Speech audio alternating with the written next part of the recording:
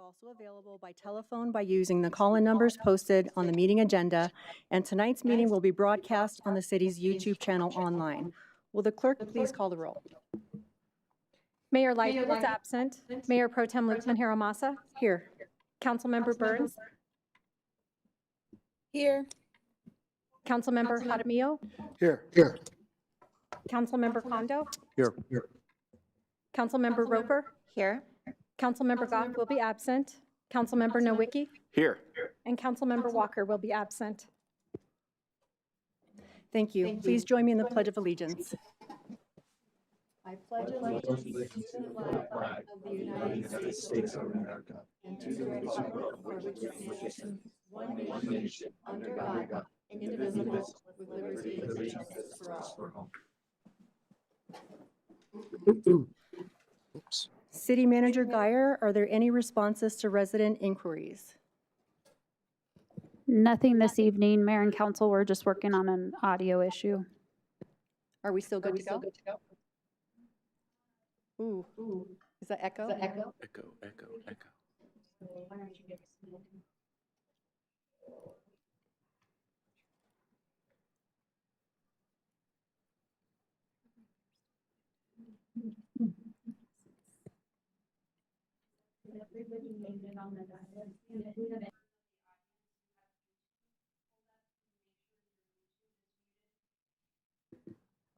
If there are any members of the audience that have YouTube pulled up on your phones, can you please make sure that your YouTube channel is muted? And then if any members of the dais have YouTube pulled up, if you'll make sure it's muted as well.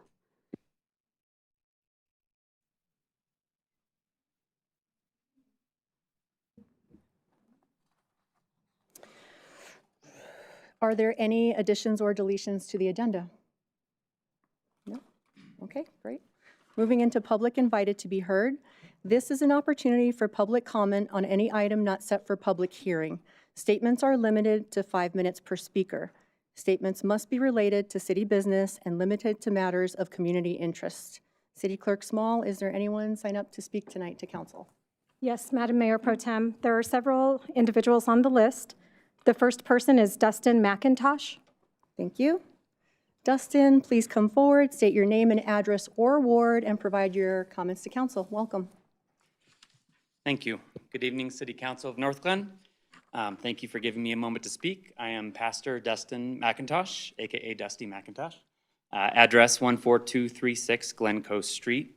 That's in Thornton. I'm the pastor of Next Step Church, just north on Grant here, and we serve folks from Northglenn as well as Thornton, Broomfield, Westminster, and others. For the last 5 years, my church has been cooking and bringing and sharing lunch with our friends in E.B. Rains Park on Thursdays from 12 to 1 p.m., just 1 hour. There are other churches and fellow Christians that do similar ministries on Tuesdays and alternating Thursdays from our church. The community we serve includes local residents, park regulars, LGBTQIA plus folks, immigrants and refugees, the impoverished and unhoused, and curious passerbys who join in. All are always welcome. We eat, we pray, we worship, we read some Bible, and all times we get to connect with our neighbors as humans, share stories, a hug, a handshake, and love on the most vulnerable in our community. It's a beautiful thing happening. I believe it sits at the very center of Northglenn's city values of diversity, inclusivity, social equity, listening with open hearts. Thus, I was deeply disappointed when city officials reached out last year and expressed their intent to shut the lunches down or at least move them out of sight, and in particular out of Northglenn. Specifically, we had conversations at the park with Chief Jim May, then a meeting in person with Deputy Chief Randall Darlin, Director of Parks Amanda Peterson, and Crisis Response Unit Program Manager Jessica Holz. City Manager Heather Geyer was on the invite list but wasn't able to make it in person. At that meeting, September 24th, 2024, the expressed concern from city officials was one of security and safety, specifically from the unhoused folks. AKA, homeless people are dangerous, let's not hang out with them in a public space. I called this initiative Hide the Homeless at the time and hoped that city officials would have a change of heart. Sadly, that has not happened. Instead, a new rule has been added to the books. Groups of 5 or more are not allowed to monopolize all or part of park facilities on a recurring basis. This rule is silly on the face of it, and if applied fairly as written, would apply to my own family of 7 using the swings on a regular Saturday afternoon. Not to mention hundreds of park regulars, walking and jogging clubs, immigrant and refugee communities who love and regularly and recurringly enjoy Northglenn's wonderful parks.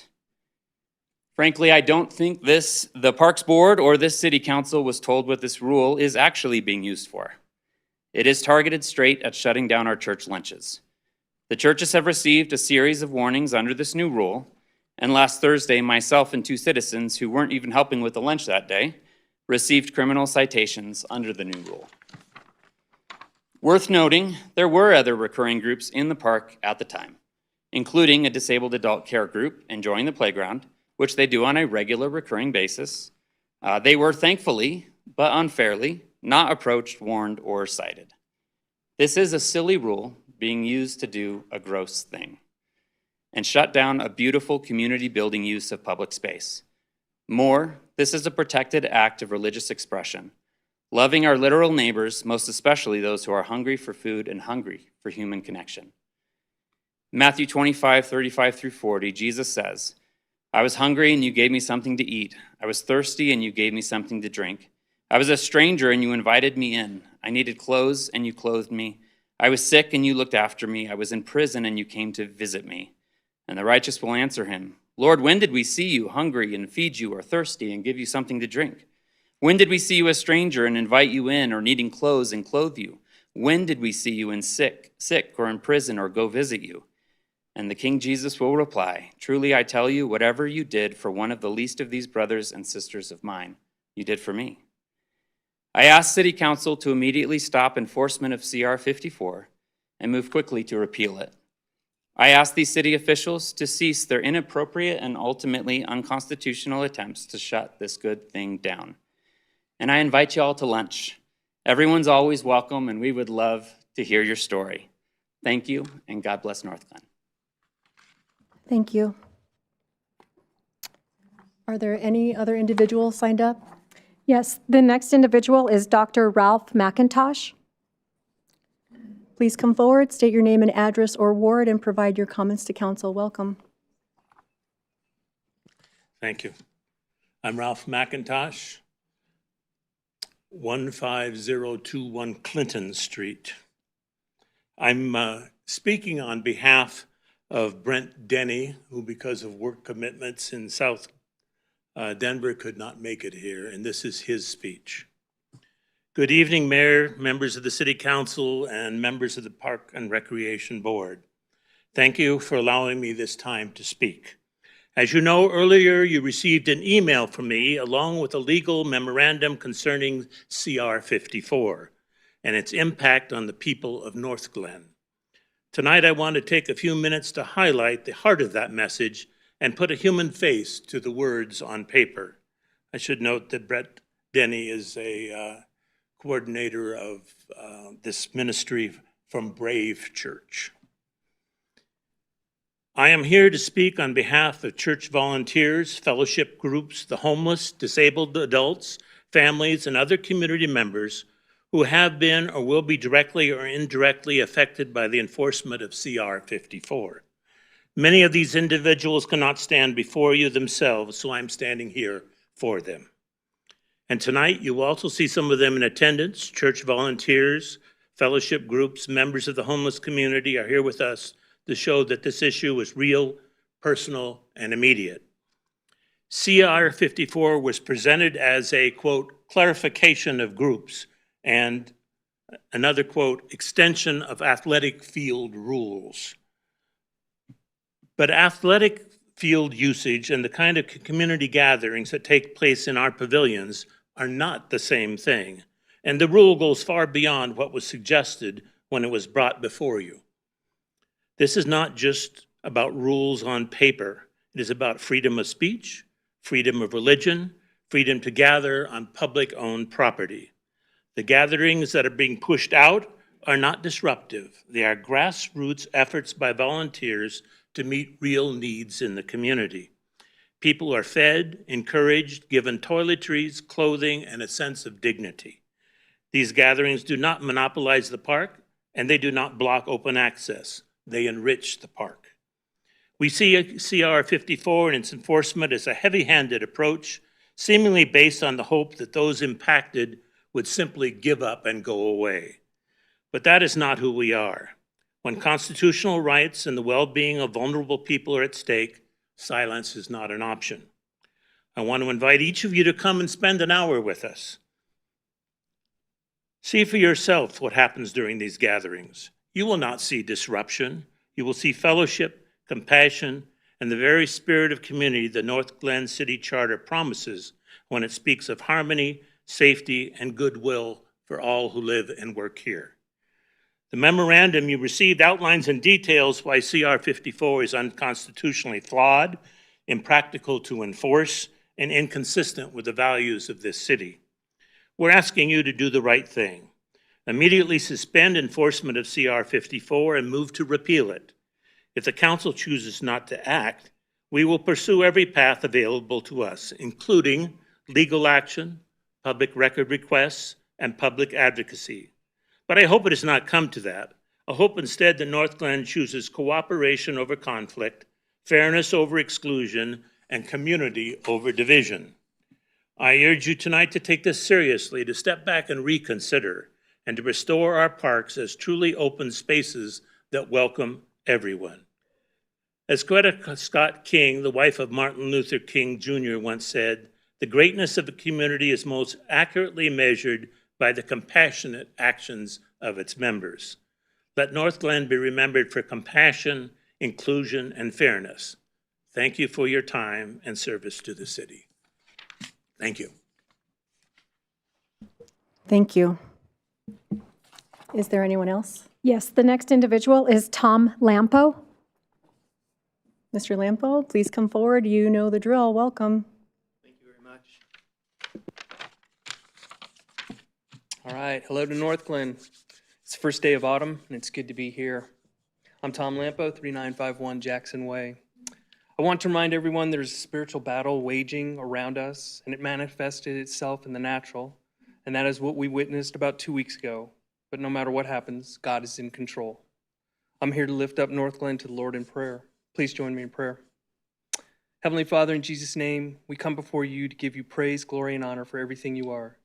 Your name is above all names, and there's no other like you. Your word is clear. Isaiah 44:6 states, thus says the Lord, the King of Israel and his Redeemer, the Lord of hosts. I am the first, I am the last. Besides me, there is no God. Recognizing who you are, we come before you and ask you to be the God of Northglenn. You are always welcome here with us. You spoke all things into existence. Hebrews 11:3 states, by faith we understand that the universe was created by the word of God, so that what is seen was not made out of things that are visible. A beautiful image of a characteristic of you, who you are. You spoke it, and it was.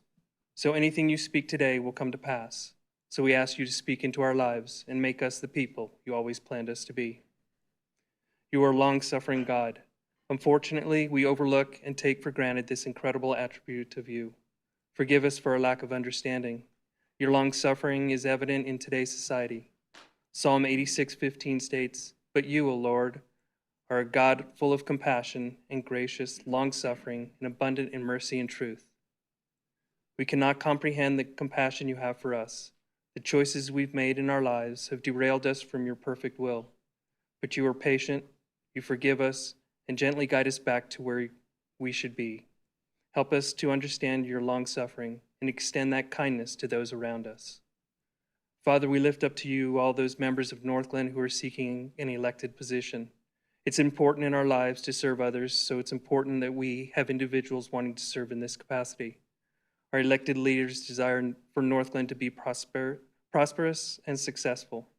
Psalm 127:1 states, unless the Lord builds the house, its builders labor in vain. Unless the Lord watches over the city, the watchmen stand guard in vain.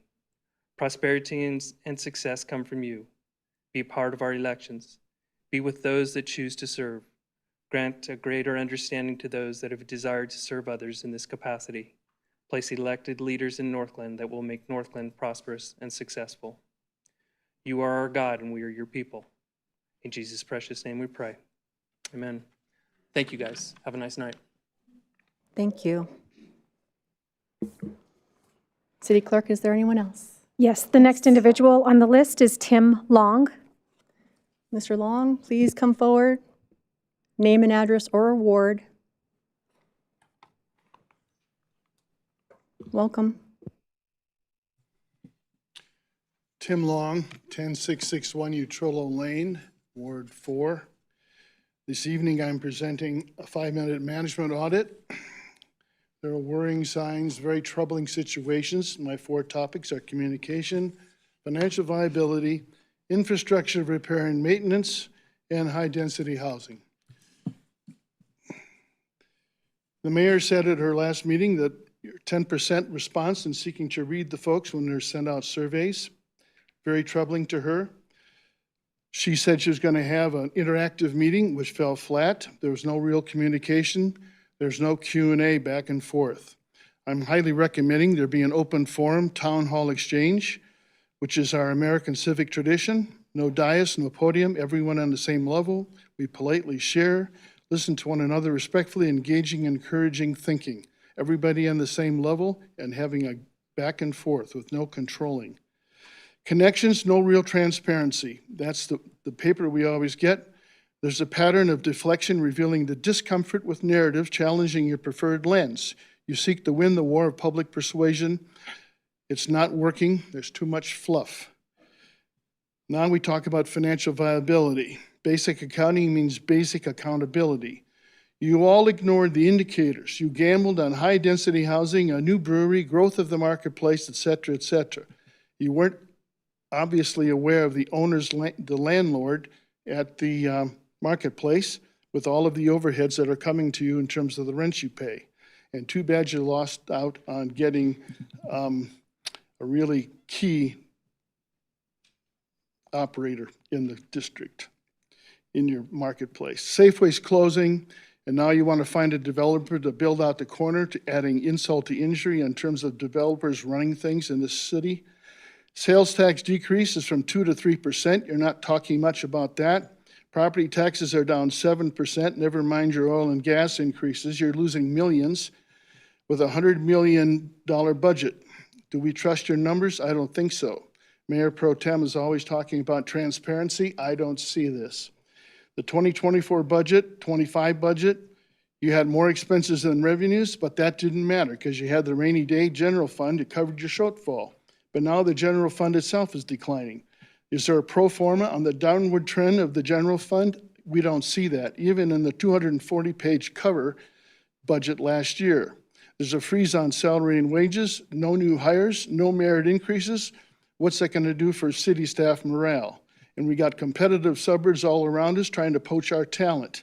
City department cuts, community events reduced. That's a way to go. Unilaterally increase utility rates? Seriously? That's a consideration? I heard that as a rumor mill. Amount we can't quantify when we bring people together in the community. Mayor says that's priceless. Really? By my estimation, it's $750,000 with less than 10% participation of 40,000 Northglenn residents. The drone show back in a couple years, I think it's been repeated. $35,000 or 7 minutes in the sky so we can show the Northglenn logo. $50,000 for fireworks this year that lasted 20 minutes. That was an embarrassment. Friends and family that I had up on the hill by the Justice Center, we watched Thornton's instead. Infrastructure, repair and maintenance. 3 of your newest buildings, the Justice Center, the Rec Center, and the City Hall, all have structural issues, though you don't always admit it and share it with anybody. Your repair and maintenance budgets are lacking. You're not enough. You brag no new taxpayer money was used for their construction, yet NERA pays $900,000 a year on City Hall's mortgage, and now you're seeking a bond issue for the rec center. Does anybody in this room know about that? No transparency. Do Northglenn mayors know about any of this? Do you as yourself as a council know about these things? The Northglenn founders prioritized public safety, police department, at 85 for 37,000 people. Now you got 47 40,000 people, which means you'd have to have a police force of 97. You've only got 78. Doing the math, you're down 19 police officers and you don't have any increases coming for them. So say nothing less of 2 of the city's most important senior law enforcement professionals are lost. High-density housing. Senior housing, I'm running out of time. You were going to have affordable senior housing, but what we're seeing is, if you look around at the 3 different new high-rises going up, if you check the rentals, it's going to be between $3,000 and $3,600 a month. Show me a senior who can afford that. So what I'm saying is you've been asleep at the switch, you haven't been paying attention. Thank you. Thank you. City Clerk Small, anyone else? Yes. The last person's name on the list is David Baca. David Baca, welcome. Please come forward, state your name, address, or ward, and provide your comments to council. My name is David Baca, 11590 Kingston Street. I am one of the pastors at the Crossing Church in Westminster. I don't have anything prepared. I wasn't going to speak today, but as I was sitting there just listening, it came to me that it was 5 years ago in July, during COVID, during the lockdown, that Jeannie Nelson, that little 89-pound, 4'11" lady over there, was walking at the time, well, it was probably E.B. Raines Park at the time. I grew up in Northglenn, went to Northeast Junior High in 1977, graduated Northglenn High, go Norseman, 1983. My parents have been at their home on Lavinia Way in Northglenn since 1977. I love Northglenn. I grew up at E.B. Raines Park. At the time it was called Westminster, or Webster Lake, I'm sorry. But Jeannie was walking the park with some friends. And she had been walking this park for years, never noticed the homeless population until COVID. The park was empty except for the homeless population. They had nowhere to go. So she started praying. She saw these people just hanging out. And she came to me and she said, there's something that we need to do to help these people. And she prayed on it. And in her heart of hearts, God said, Jeannie, that's why I'm sending you. So she came to the church, and as Pastor Dusty said, Matthew says that when someone's hungry, you feed them. When someone's thirsty, you give them something to drink. And we are just simply being obedient to how God calls us to treat each other.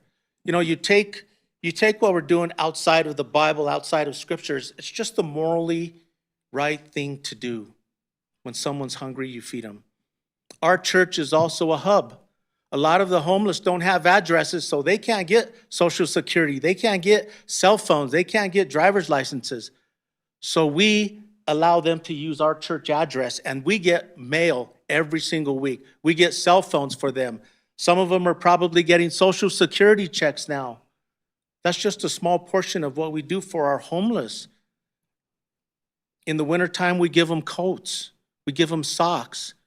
We give them sleeping bags. We do what we can to help them through the hard times.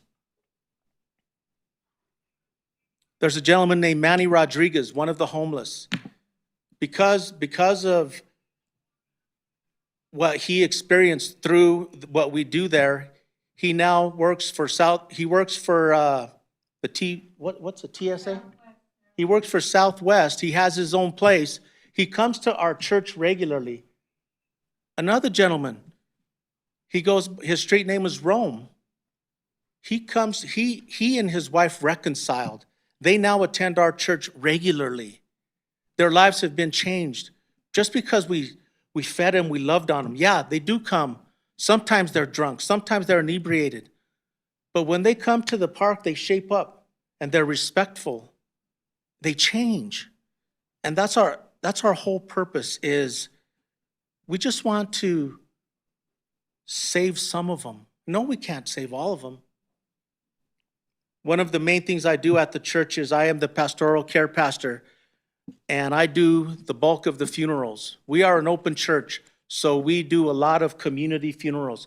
Last year, I did over 70 probably 50 of those were from addiction overdoses or drug overdoses.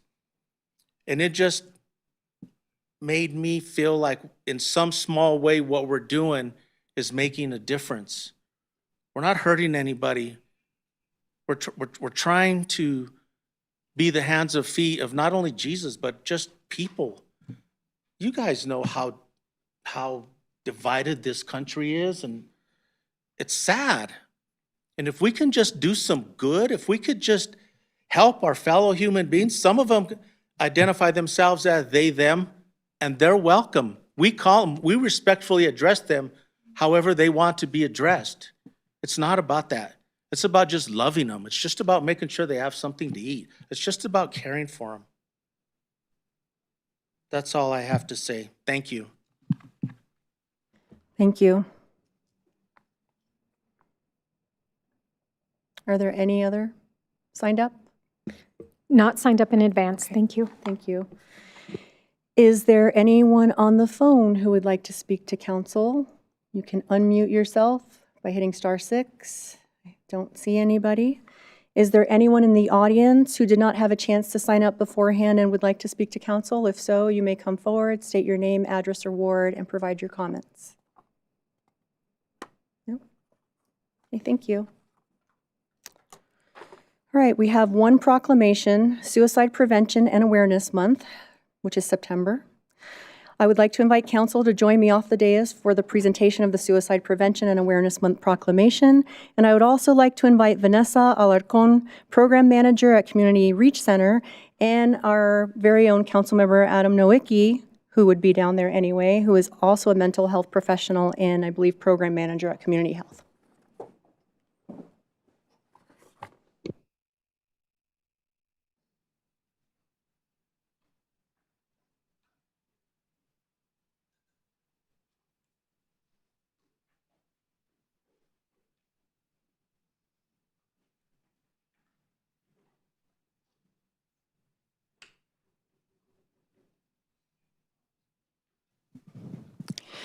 Whereas suicide is a leading cause of death in the United States and has deeply affected individuals, families, workplaces, and communities, leaving lasting impacts on those who have lost loved ones or experienced personal struggles. And whereas suicide affects people of all ages and prevention requires addressing the diverse needs of youth, adults, and older residents by promoting resilience, reducing isolation, and fostering a culture where mental health is prioritized. And whereas the 988 Suicide and Crisis Lifeline, along with local and national resources, provides immediate, confidential, and 24/7 support for those in suicidal crisis or emotional distress, helping to save lives every day. And whereas Suicide Prevention and Awareness Month is an opportunity to remember those lost, support those who struggle, and normalize open, judgment-free conversations about mental health. And whereas prevention is rooted in the belief that connection, compassion, and community saves lives, and it is through collective action that we dismantle stigma, strengthen support systems, and build a future where all individuals feel supported and connected.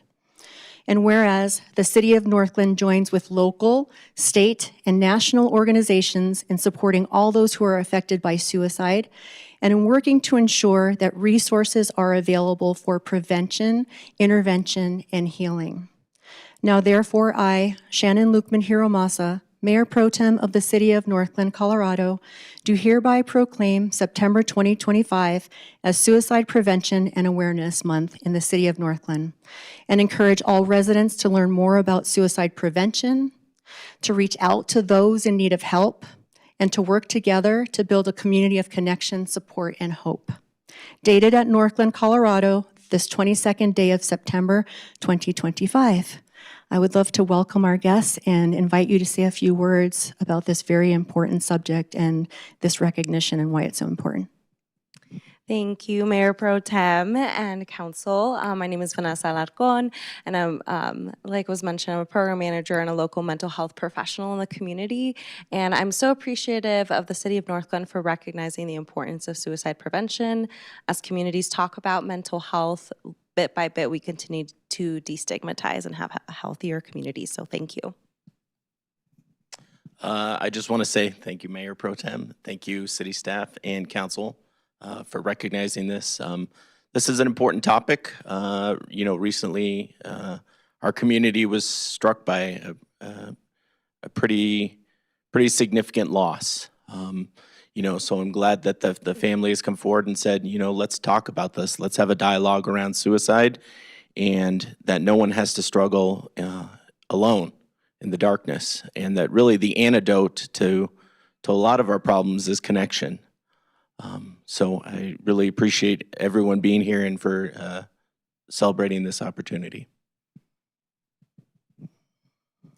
Thank you so much for both being here. And I will share a personal story. Just maybe a week or so after Detective Paul J.C. took his own life, my own son, who suffers from autism, attempted the same. So you never know what somebody's going through, which is why I appreciate the work you do, because it is people like you and the fact that I was able to help him get services and get treatment, that he's here, got him a service dog. Things are much better, but this happened right after that. So I just want to say it's so important, and let's destigmatize, which is why I'm saying this, which normally would be a personal thing. If you know somebody who's suffering, speak up, reach out, and get help. Thank you.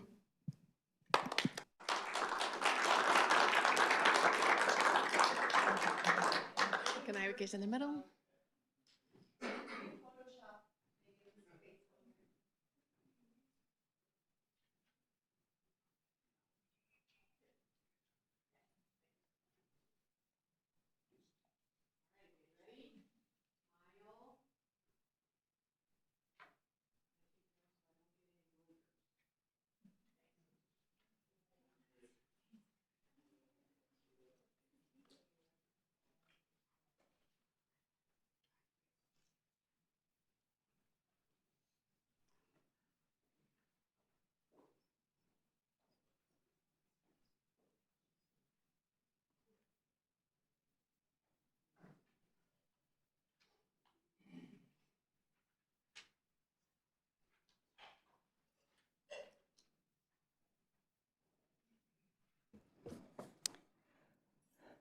Moving into communications, we have Councilmember Burns, who is virtual.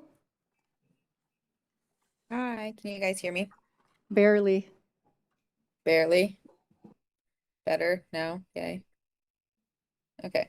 Good thing I don't have a lot to say. So the CCPP board met, talking more about future programming. So we will have more updates on that after this meeting this week. The Youth Commission was unable to meet due to the commissioners having prior engagements. And Mayor Pro Tem, because I'm virtual, will be reporting out on our legislative committee update. So thank you for that. And I will stop speaking. Thank you. Let's see, Councilmember Nowicki. Thank you, Madam Mayor Pro Tem. First of all, happy first day of autumn to everyone. It's good to be here this evening.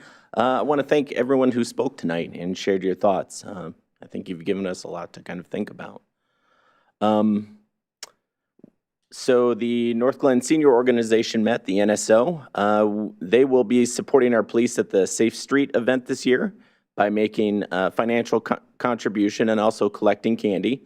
So if you have any additional candy, you can drop it off at the Senior Center, which is south of the rec center, the south side, through October 17th. They will also be doing an Oktoberfest potluck on Friday, October 3rd at noon. They will provide the brats and sauerkraut.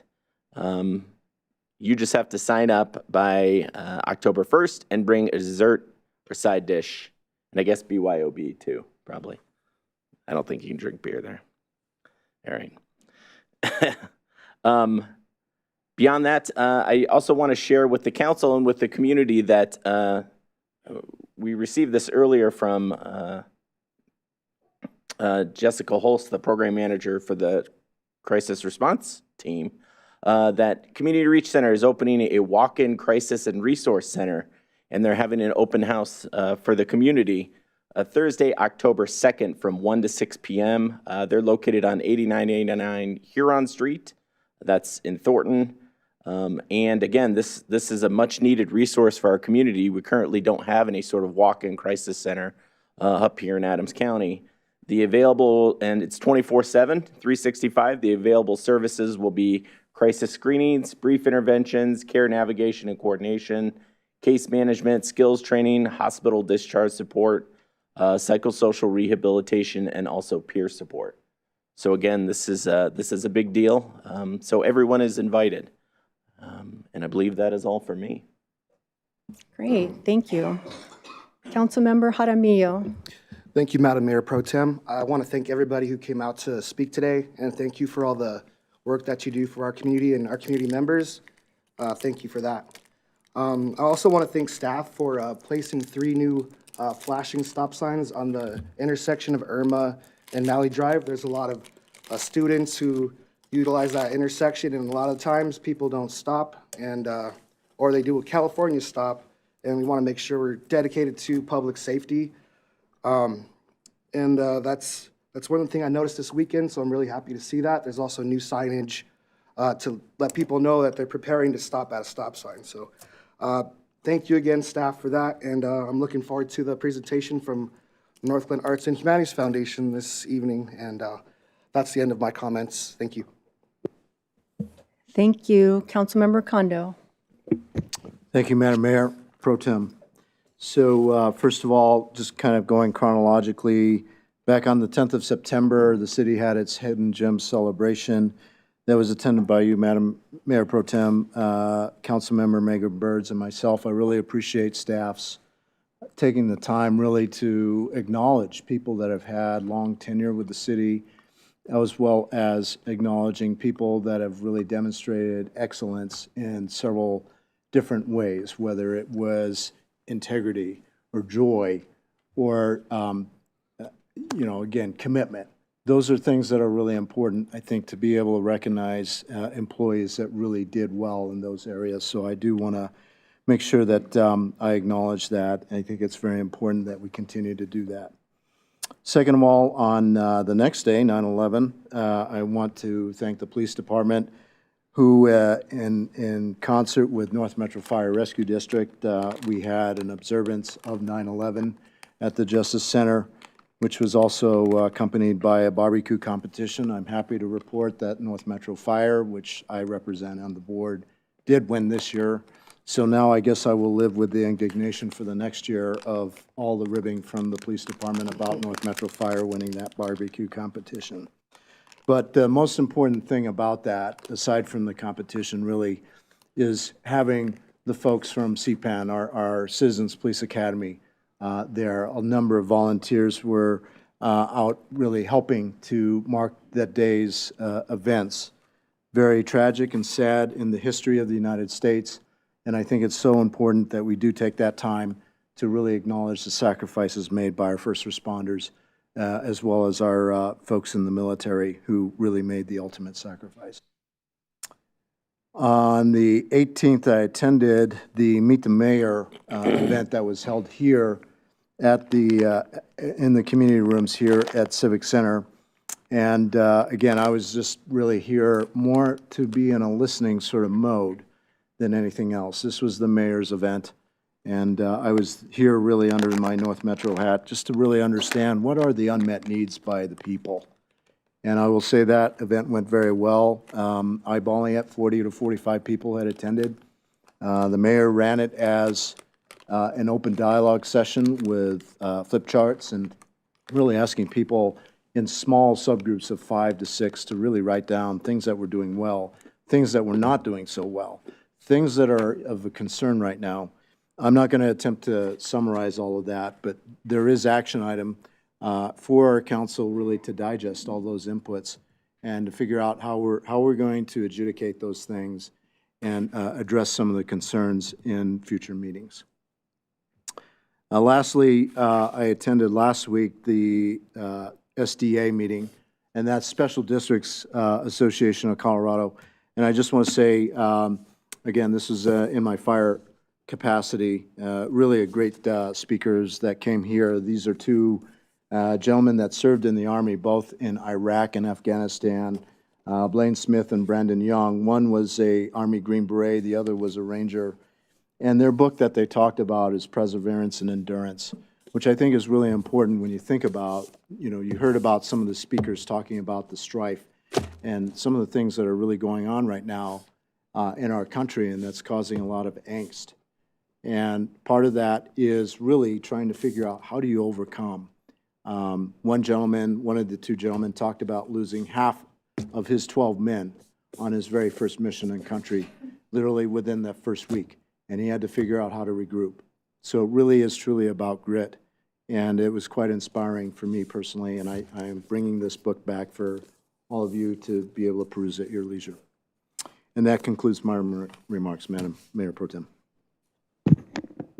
Thank you. Councilmember Roper? Thank you, Madam Mayor Pro Tem.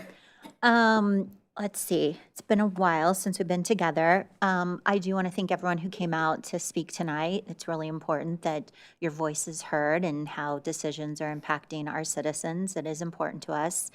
I need to report out on Historic Preservation Commission. They are still working towards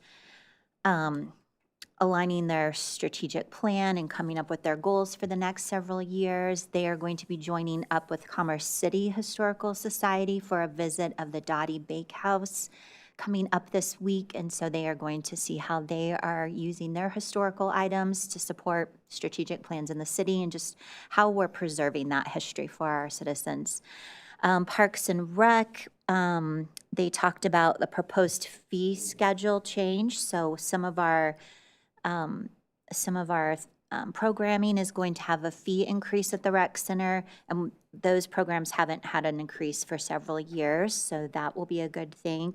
Also, we looked at the fee waiver policy and how we might use that for groups or churches or school groups to give them fee waivers. Also, the rec center had their maintenance week where they really did some upkeep, painting, safety checks. They had some inspection on the Ninja Cross and the theater. They were able to make sure that those things are all up to code and safe for all of our citizens. And then lastly, I would like to bring forward to council, Mayor Pro Tem and myself have been talking about with our ward meetings not happening this fall, would we be in agreement to replacing those with a newsletter to go out to our wards and really giving some of our news and updates in that way. So we're still communicating with our community, but in place of the ward meeting that has been taken away this fall. Does everybody agree to that? Councilmember Burns? Don't want to forget about you because you are virtual. Thank you. Yes. Can you guys hear me? Okay. Yes. Yes. The only issue, council, that we will have to monitor is one of the reasons that my understanding is the ward meetings were not provided during this time frame is because of Fair Campaign Practice Act concerns. So we'll have to look at how to make that communication in a way where it does not in some way favor an incumbent when they're being challenged in a council election. Perfect. Thank you. Okay. Thank you for that, and I think the intent is definitely something we can look at after this election cycle and ensure that it's fair and not in any way violating any campaign practices as part of the discussion. All right, thank you. On to my communications. I also attended the Hidden Gem ceremony, so thank you, Councilmember Kondo, for reporting out on that. I just really appreciate all of our employees. Our staff is amazing, and there's a lot of really good people that work for our city. Very, very appreciative of that. That same evening, we had a Neuro meeting. It was one of our shortest meetings ever. I think it lasted about 20 minutes, and we just touched base, approved some minutes, and approved a grant for Mile High Customs, a BIG, a business improvement grant, for $8,157 for signage.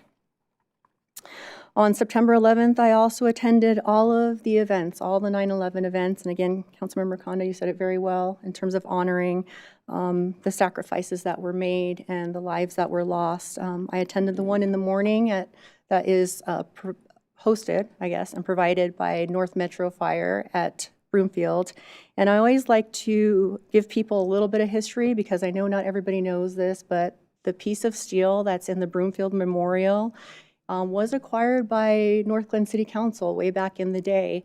That is an actual piece of steel from the 9/11 memorial, from the 9/11 buildings, I should say, the towers. So that is a connection that we have with that memorial in Broomfield. That evening, I also attended that afternoon, I attended the barbecue. Some really good food, and North Metro beat out the PD, so I'm sure that'll be something they'll be talking about for a while, and next year the competition will be even fiercer. After that, I attended Beers and Brats, which is a fundraiser for the Ralston House. Ralston House provides wraparound services for children who are abused. I'm on that board of directors, and I took my grandkids. They had a great time. There was good food. I saw Councilmember Nowicki hanging out there.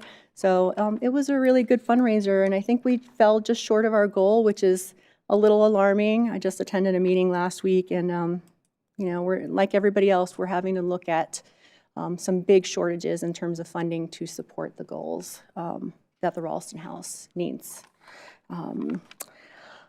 Also attended the special district sessions over the weekend in Keystone, or the week, I should say. And those two speakers were absolutely my favorite. One of the sessions was called Difficult Conversations, and it's something that's made me think a lot because we have a lot of difficult conversations. We hear some of the public comment, and it's difficult conversations that we are constantly having to have. By the way, I want to say thank you to everybody that showed up in public comment. We appreciate hearing from you. And then the last thing we did today was our legislative committee meeting, and the session doesn't start until January, so that's when things will really ramp up. We met with our brand new lobbyists. This was our first official meeting. And some of the things we talked about just briefly is that we are continuing with our CML-initiated legislation. Attorney Hoffman and myself will be presenting to CML, the CML Policy Committee, on October 17th to get support for the sex offender bill with the distance requirements that some of you may or may not be familiar with, but we are pursuing that. We had a recap of the special legislative session that just happened. 11 bills were passed. It was over, I think, $1 billion deficit that we were looking at, but it is now down to only $783 million deficit. So we are still over $700 million in the hole at the state level. And that, we do know that this will be trickling down, and it will affect a lot of services. That, along with the federal legislation, HR 1 as well. We could be looking at some severe cuts in Medicaid and Medicaid benefits and health insurance benefits. And when people don't have those things, they're going to be coming to look to local government. So we need to keep an eye on that as well. Not all great news when it comes to the budgets right now, unfortunately. Other things we touched on is our legislative issues guide, which we will be revisiting and revising for the next session. Potential dates for our annual legislative dinner and what that will look like, very similar to the last one. And that's pretty much it in a nutshell. And let's see, who is next? City Manager Geyer, do you have anything for us? I have one request. If we could go back to the council consensus that was provided, I need clarification on what that consensus is. What is the ask for 2025 currently this fall, or is it for next year? I believe we're looking at next year just to give some time to get through the election cycle so that there's no communications being pushed out while some of the members of our dais are potentially up for re-election. So with that, would you like to have staff schedule a study session item to bring back a template for council to look at and to provide feedback on? Yeah. And then to cover the logistics of what an electronic newsletter would look like, all of that? Okay, just wanted to be sure. Thank you. I don't have anything additional. I meant to clarify that, but I didn't, so thank you. No, it's okay, thanks. City Clerk. Thank you, Madam Mayor Pro Tem. I do not have any updates tonight. Thank you. And City Attorney? Good evening, Madam Mayor Pro Tem, members of council. I do not have anything to report tonight. Great, thank you. Moving into our consent agenda, is there a motion to approve? Motion to approve. Seconded. Please open the vote. The vote is open. Thank you. Please vote. Councilmember Burns, how do you vote? Yes. Thank you. I will close that vote, and the consent agenda passes unanimously. Great, thank you. We have one public hearing tonight, our 2026 Annual Operating and Capital Improvement Budget, and Deputy City Manager Jason Loveland will give a presentation on the proposed budget.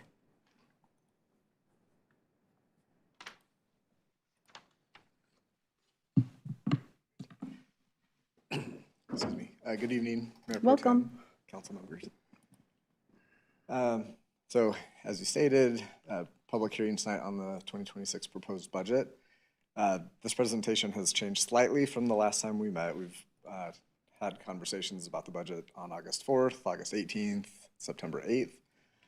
So I'm really just going to focus on highlighting some of the changes, as council has kind of seen this a few times. But please stop me if I'm going too quickly or skipping over something that you feel like is important to touch on. So here's kind of the agenda for this conversation regarding the fund summaries, taking a look at key revenues and expenditures. So first, we'll start off with the fund summaries. So here you can see, first up is our general fund. On the far right-hand column is the 2026 proposed expenditure amount of $39.9 million. I won't read all these numbers to you, but you can see in total across all of the funds, total budget of $100 million, or slightly over $100 million for 2026. Some of our larger funds include the water and wastewater fund, which are really providing the utility to our entire community. And then, of course, the sanitation fund, which is providing sanitation services to the community.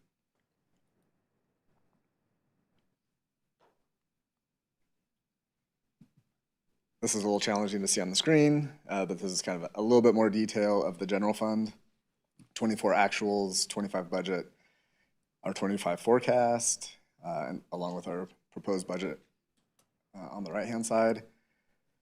Of highlight, I think that we're all aware that we have been talking for several months regarding our sales tax kind of shortfall. We're still down somewhere between 1.5–2% from month to month. So as you can see there, we're not expecting to meet those budget revenue numbers and falling short at a little over $2 million. That really plays into our projections for 2026. We've kept those forecasts pretty minimal, pretty conservative, based off of economic indicators that are not necessarily upticking at the moment. Mentioned the Safeway announcement for that store closing. That does have a general fund impact.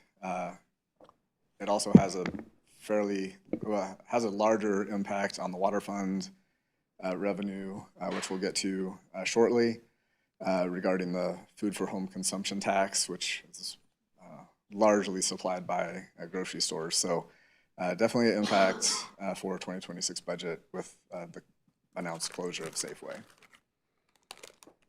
Here to take a quick look at the 5-year general funds. We focus on the general fund on this just because that's our main operating fund that supports the police departments, parks and recreation, a fair amount of our public works, and then administration. So highlighted is the 2026 proposed budget. Down at the bottom, you'll see a net change in fund balance is actually an increase of $484,000. At our last meeting, I had announced that we hadn't plugged in the additional revenue forecast revenue that we had received from the preliminary assessed valuation, specifically out in Weld County. that had grown by 6,000 some percent from what was expected. So we have included that into our tax line at the top on our revenue forecast, then play that out into future years. So you can see ending fund balance expectation over the next 5 years, somewhere between 32 and 37%. All subject to change, as we know, but as what we know for today, that's our forecast. Any questions on general funds, long-term? Yes, we do. Councilmember Kondo. Thank you, Madam Mayor Pro Tem. And I'm really impressed that there are quite a few people that are still in the audience, so thank you for being here. And I think for the benefit of the audience members, I wonder, Deputy City Manager, if you could just thumbnail real quick, what is fund balance exactly, and what is the kind of the mandated lowest percentage that cities can go? Sure. So our fund balance refers to our reserves. I think some refer to it as like cash balance, kind of the, I'll say rainy day fund because sometimes that registers. It's not necessarily a rainy day fund because all words get defined differently by different groups. So ours is really our reserve amount that we have available. We'll look at that in a little bit more detail coming up. As far as a percentage, the council has adopted a policy of maintaining over 25% fund balance, a best practice. Across the country is to maintain over 16%. So we're meeting that standard plus some. So we're in good shape. I mean, as you can see in out years, if there's negative, if there's more expense than revenues, obviously that's not a positive thing.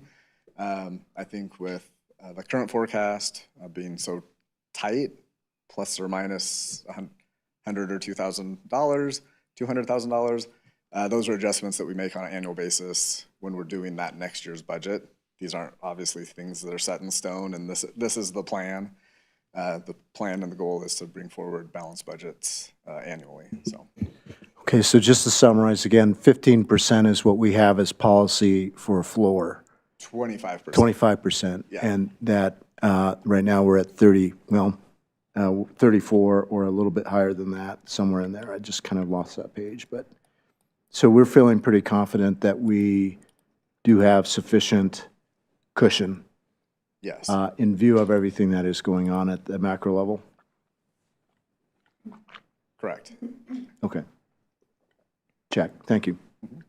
And I'm going to correct myself. 26 budget, it looks like you're forecasting at 37%. 37%. Fund balance. Yes. Okay, thank you. Great, thank you. I don't see any other questions right now. Okay, great. And then here's just a summary of the fund balance, putting dollars to that as far as there's the 25% minimum amount required for 2026, just over $10 million, and then the amount available, which is basically any amount over 25%, is the $4.9 million there. So forecast shows some of that decreasing, but we still have some flexibility with our reserve in the general fund. So Conservation Trust Fund, again, this is supported by lottery proceeds. Intergovernmental revenue is how we categorize it, $402,000. Capital outlay, this is funding restricted to be used for parks and recreation, typically capital projects. We don't like to fund ongoing things with this money, so we really invest in our parks and recreation with this funding. On the capital projects fund, I won't read the numbers here. Nothing has changed since the previous meeting. The water fund, we will show the late breaking news on the Safeway. There will be an impact when we bring this forward for adoption on October 13th. Not on the expenditure side, which is what council ultimately approves, is how much expense the city's authorized to make. But we will see a change in the tax number that $1.667 million number. We'll show a decrease there, not only on the 26 proposed budget, but then on the ongoing future forecast with that grocer closing down, which then will change ending fund balance and so on and so forth. So it'll have an impact to the fund for some time. Wastewater, here's the details here. One piece that we made a change to in the 2025 forecast was a transfer coming in from the water fund of $5.7 million to help support the infrastructure upgrades at the wastewater plant. This is coming from the food for home consumption tax that's reserved for debt service and projects of this sort. And then also consistent with prior reporting, the debt issuance of $23 million as part of phase one of a very, very large project of $56 million that we plan to complete over the next 5 years. No changes in the stormwater fund, consistent revenue, nothing proposed as far as changes there.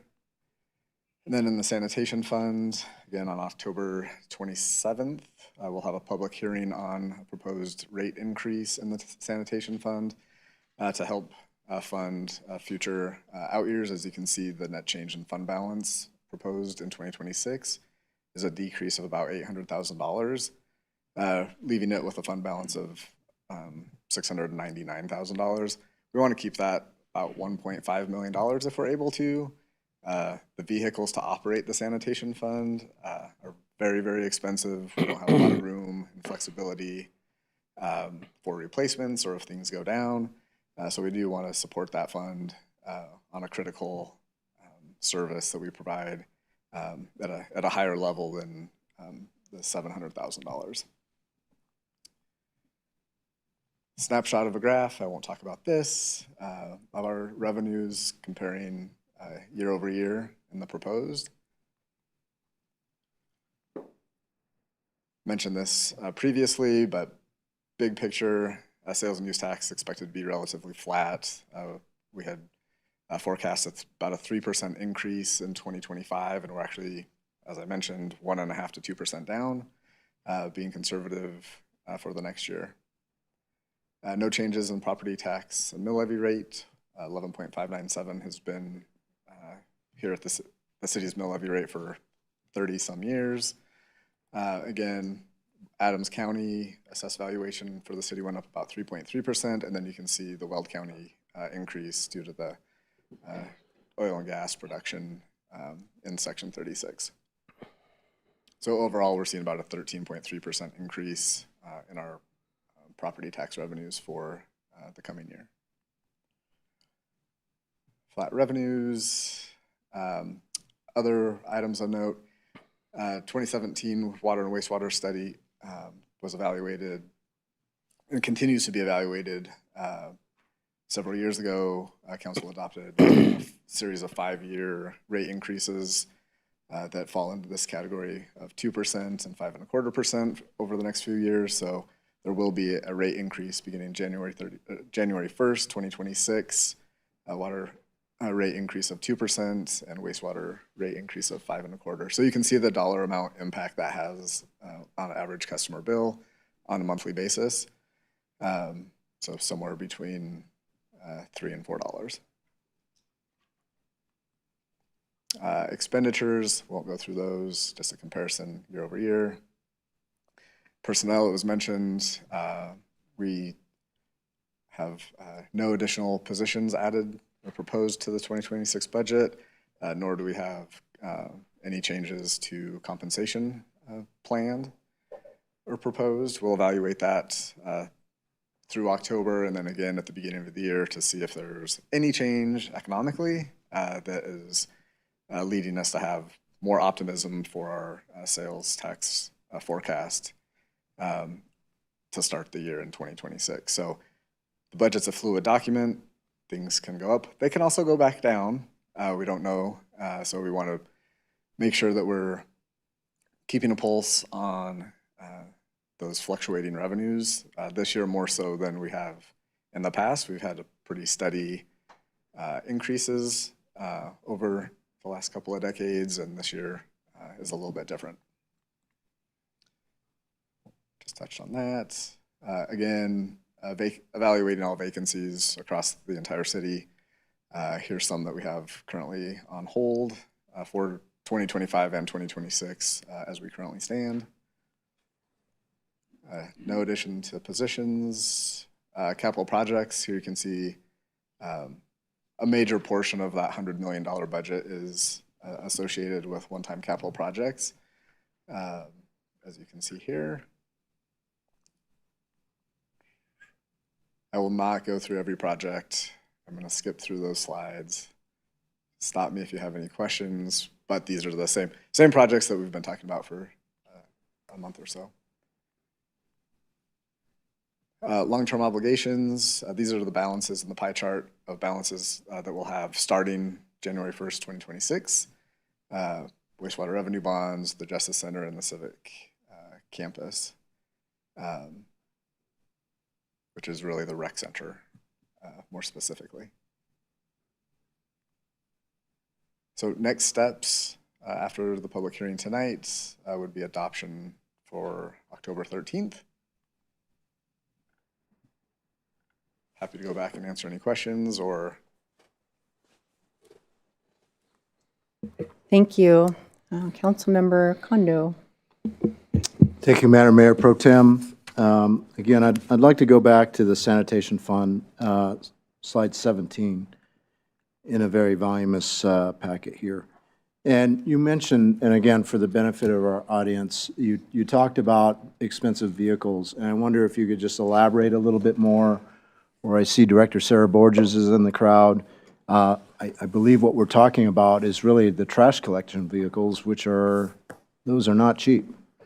And so I wonder if you could kind of talk to that a little bit, as well as talk about, and maybe it may be premature, but we're talking about a rate increase. And so how does that stack up relative to, say, waste collection to other municipalities in the North Denver metro area? Yeah, so thanks for that question.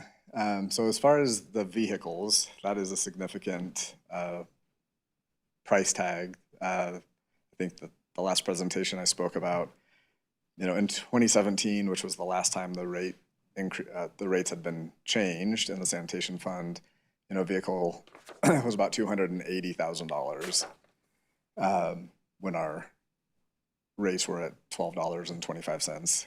In 2017, we made the increase to $16, so it's been that way for the last 8 years.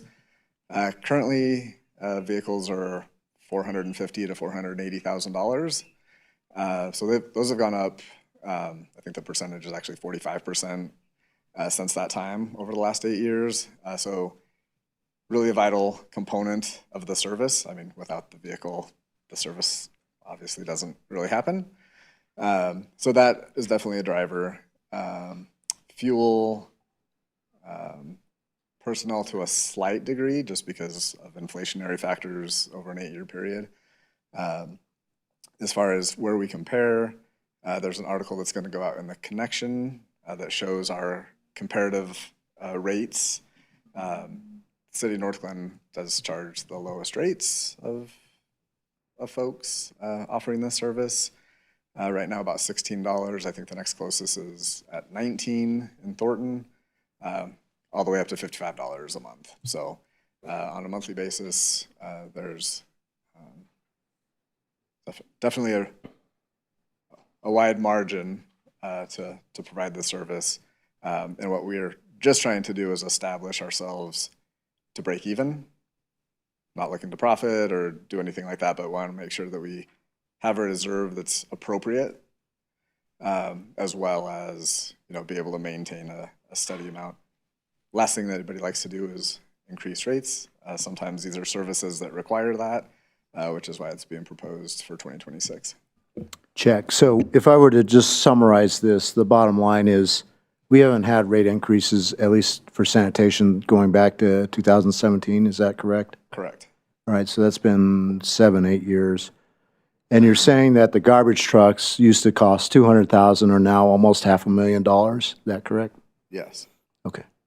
And I can testify that the garbage trucks are, at least the one I rode in about 3 months ago was pretty ratty-tatty. So I feel like it's a good investment, obviously. And finally, your point is that relative to other municipalities, we still are among the lowest when it comes to our fees for garbage collection. Is that correct? Correct. Okay, thank you. Thank you. That made me think of another question about what is the longevity of one of those vehicles that are now $500,000, more or less, especially since Councilmember Kondo just mentioned, they're kind of looking like reaching the end of their life, useful life. Yeah, we try to have a replacement cycle of 5 to 6 years. 5 to 6 years. Yeah, they're very busy. Yeah, I mean, the arms to lift the cans. So 5 to 6 years, try to keep those on the cycle as much as possible. If they're in good shape, we can keep them longer, but that's kind of the plan as far as just like on a long-term basis and vision is to really minimize the replacement to 1 a year and make that 5 to 6 year time period work out. So we need to invest, and we do invest in repairs and maintenance and upkeep, Right. because that helps that asset have a little bit longer life. Okay, and then I'm really happy to hear, to piggyback off of what Councilmember Kondo said, that we will, and you mentioned it, have some more information in the Northglenn connection, just because even with like Thornton having a similar rate, I believe they only offer like one poly cart for that, and we offer several. So I mean, the more carts you have, it's more money. So I'm really happy to know that's going to go out there, because it is kind of eye-opening that we would be paying, triple, double, triple, depending on how many carts you have if you lived in another city. So, yeah. Are there any other questions for Deputy City Manager Loveland? No? Okay. Thank you. Thank you. I will now open the public hearing on the proposed 2026 annual operating and capital improvement budget. Comments are limited to 5 minutes per speaker. Is there anyone who would like to speak either for or against the proposed budget? You may come forward and have 5 minutes.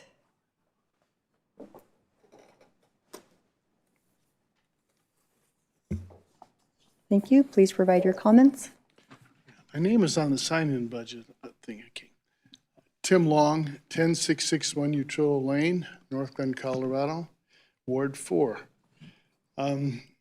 Folks, I'm going to try to maintain my civility with you and be polite and straightforward, but I'm very, very concerned with what you're looking at and what you're presenting.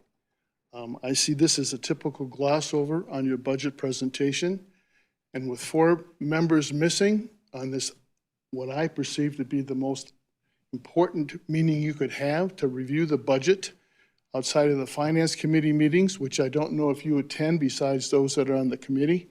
This is very disturbing to me. I'll start off by saying that not understanding what a general fund is, having been the treasurer of the Northglenn Metro Fire Rescue District for 12 years, I find it very disconcerting to see that you're not looking at things properly. Just now, if you were to turn to page 38, I don't know if you'd be willing to put that up on the screen that was handed out in the budget.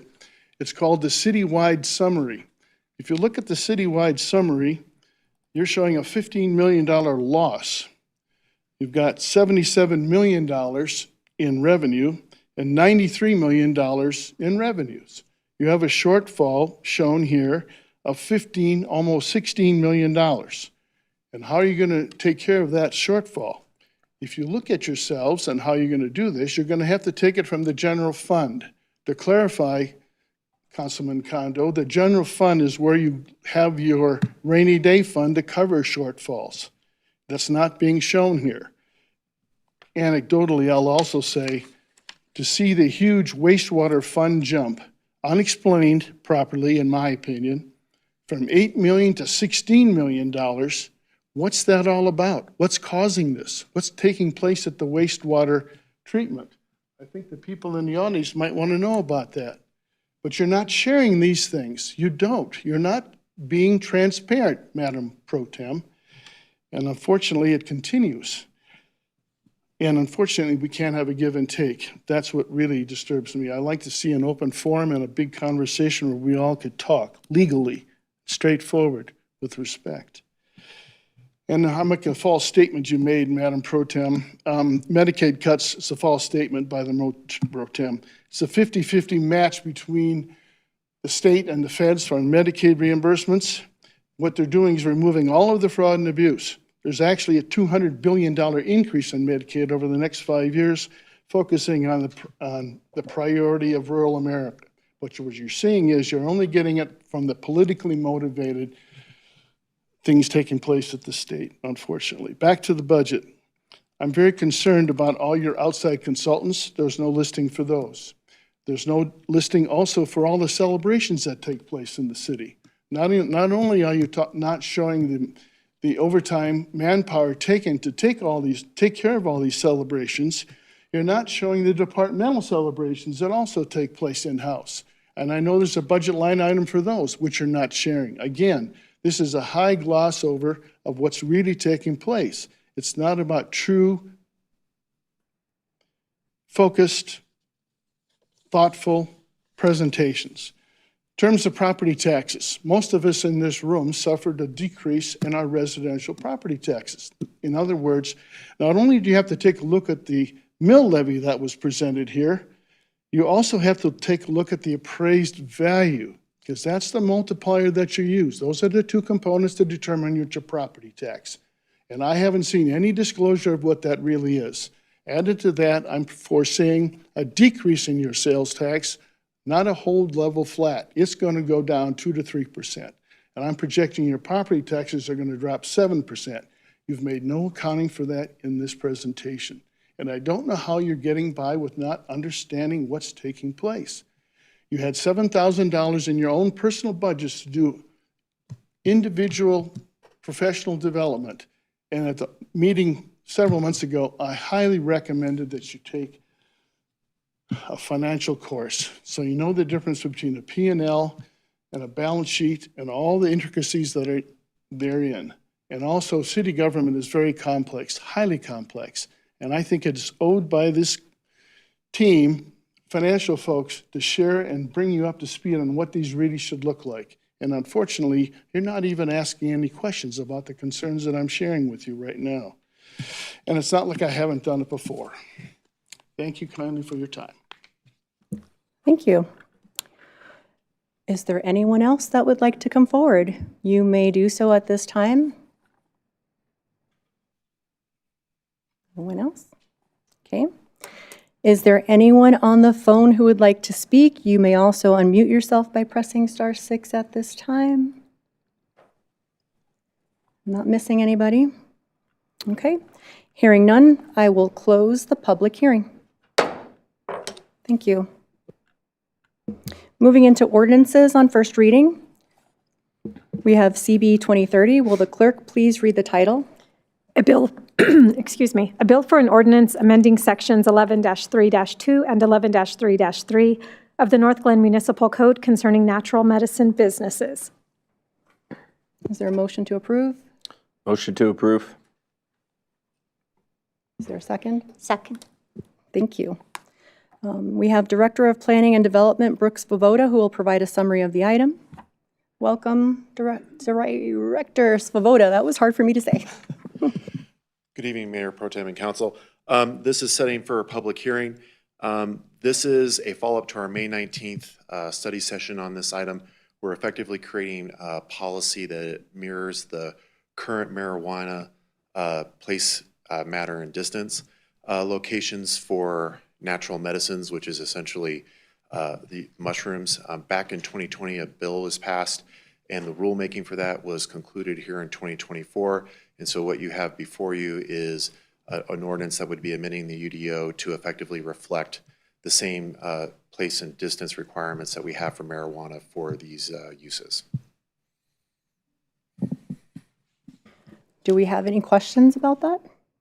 Anyone? You do? Councilmember Nowicki?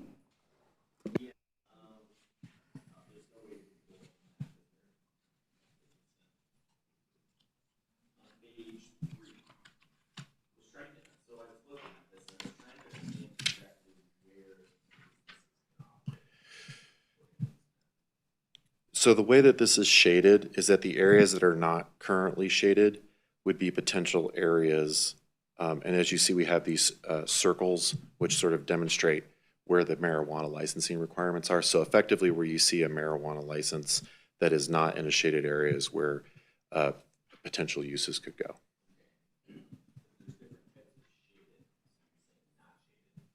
Correct. Correct. There's very few places. There are very few places. Thank you. So the distances, you said would follow the marijuana distances. So And just to note that the legislation that was passed for this, for these uses do not allow us to do licensing. So we're just doing time, place. Right, correct. Okay. I do not see any other questions on this right now since we had this discussion before. Thank you. Thank you. Okay. Please open the vote. Please vote. Councilmember Burns, how do you vote? Yes. Thank you. I will close that vote, and CB 2030 on first reading passes unanimously. Thank you. Moving into our next ordinance on first reading, will the clerk please read the title? This is for CB 2032, a bill for an ordinance amending Chapter 6, Article 14 of the Northglenn Municipal Code concerning unclaimed property. Motion to approve. Second. Thank you. We have Deputy City Manager Jason Loveland, who is back to provide us a summary of the item. Good evening, Mayor Pro Tem, Council. This is very much, in my mind, an administrative item as far as reconciling our municipal code to what House Bill 25-1224 outlines as a matter of statewide concern. When we talk about unclaimed property, as you can see in the ordinance, the items that are crossed out and added to the language. Practically speaking, for us, a lot of the time, or what I think resonates a little bit better, is when we write checks that do not make it to get cashed. And so we end up having unclaimed property. If you're familiar with the Great Colorado Payback, you can go search and find if there's outstanding payments being made to you from others, and you can collect on those. So what this does it mainly is really outline the steps that everyone must use. Previously, we were given some guidance on following rules and providing the information to the program. Now we have very specific rules, very specific due dates as far as turning reports in to the program, as well as actually remitting those dollars. So if we had an outstanding check for $200 and it had sat with us for a while, we would continue to make requests to the owner of that. Now we do that, plus we actually send $200 to the state for them to hold. So that's really the biggest change. A lot of jargon in House Bill that we're needing to update, but from just the general crux of it, it's really changing our process to follow along with the state's process as they have identified in that House Bill 25-1224. So happy to answer any questions. It can get a little bit complicated, but hopefully I summarized it so that it made a little bit of sense. And that's all I have. I don't see any questions. I mean, so well, okay, I take that back. Councilmember Kondo. I was about to ask something, but go ahead. Sorry, late on the uptake. So the language that was struck previously was defined as intangible property, and perhaps this is for our city attorney.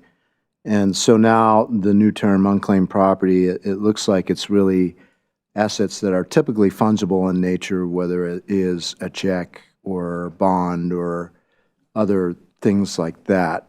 Am I kind of interpreting that correctly? I think the answer is yes, but I think more importantly, this is really an issue of uniformity, not only at the state level, but frankly at the national level.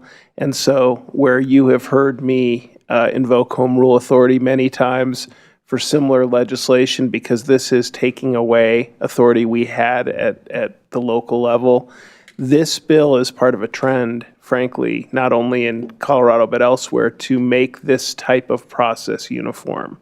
And so it is absolutely taking away a power at the local level, but frankly, a power that I don't think we use very frequently. And so I think the uniformity will actually assist the city by and large in just allowing unclaimed property and its reporting to be done at the state level. Would the activity of forwarding all this material create a financial burden? Is this an unfunded mandate? I don't know that we had to report anyway. It's the remittance of that would be the next step. So right now we have 4 unclaimed checks that we haven't been able to identify for $700, I think is kind of where we sit right now to meet the time frame of November 1st. So. And I would say there's a lot better examples of unfunded mandates, frankly, because we're going to be doing this work anyway. The question is kind of for ourselves or to report to the state. So if we were to find an unfunded mandate example, I would find much better ones. Okay, gotcha. So not a lot of enthusiasm. It's almost like chopped liver, or at least I don't like chopped liver, but again, the whole driver behind this is just to be uniform with the state Correct. law. Yes. Okay, thank you. I was going to ask about home rule authority, but that answers the question, so I think we're good. I don't see any other hands, so please open the vote. The vote is open. Vote. Councilmember Burns, how do you vote? Yes. Thank you. I will close that vote, and CB 2032 on first reading passes unanimously. Thank you. We have several resolutions. Will the clerk please read the title for the first one? Yes. This is CR 82, a resolution approving the 2026 Parks and Recreation user fee schedule. Can I get a motion? Is there a motion to approve? Motion to approve. Second. Thank you. We have Director of Parks, Recreation, and Culture, Amanda Peterson, who will provide a summary of the item. Welcome. Good evening, Mayor Pro Tem and Council. The resolution before you tonight, if approved, would adopt the 2026 Parks, Recreation, and Culture fee schedule. Per the municipal code, the Parks and Recreation Advisory Board reviews that schedule on an annual basis and brings forward a recommendation prior to September 30th of each year. These fees were reviewed by the Parks and Recreation Advisory Board and unanimously approved for your consideration at their regular meeting on August 14th of 2025. The proposed fees are in alignment with Playbook and the adopted user fee guidelines. They take into consideration the public-private benefit of each program, the residency, the cost to provide the service, the fees that are charged by our surrounding communities, as well as the population served. The attachment that you have in your packet shows any changes that have been made for the proposed schedule, as well as in the last 2 years, highlighted in yellow. Some fee increases of note for this year include our theater classes and camps, our Northglenn Arts Presents series tickets, theater rentals, and our field use fees.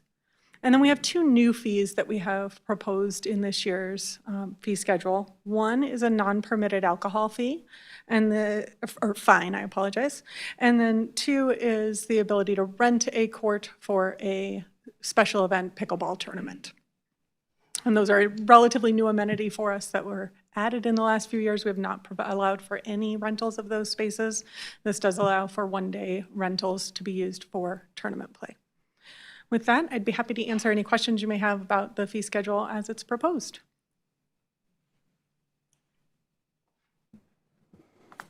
I mean, these all look reasonable. I know we're still, comparatively speaking, at or below other recreation centers for fees. Glad to see the increase.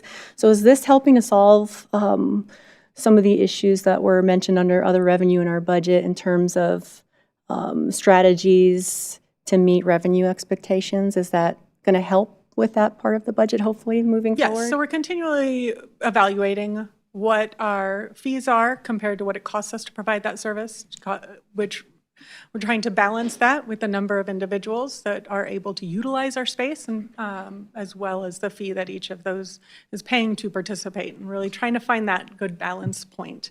I think you'll see the Present series as one place where we've had some increases over recent years as we've brought in a higher quality performance or show.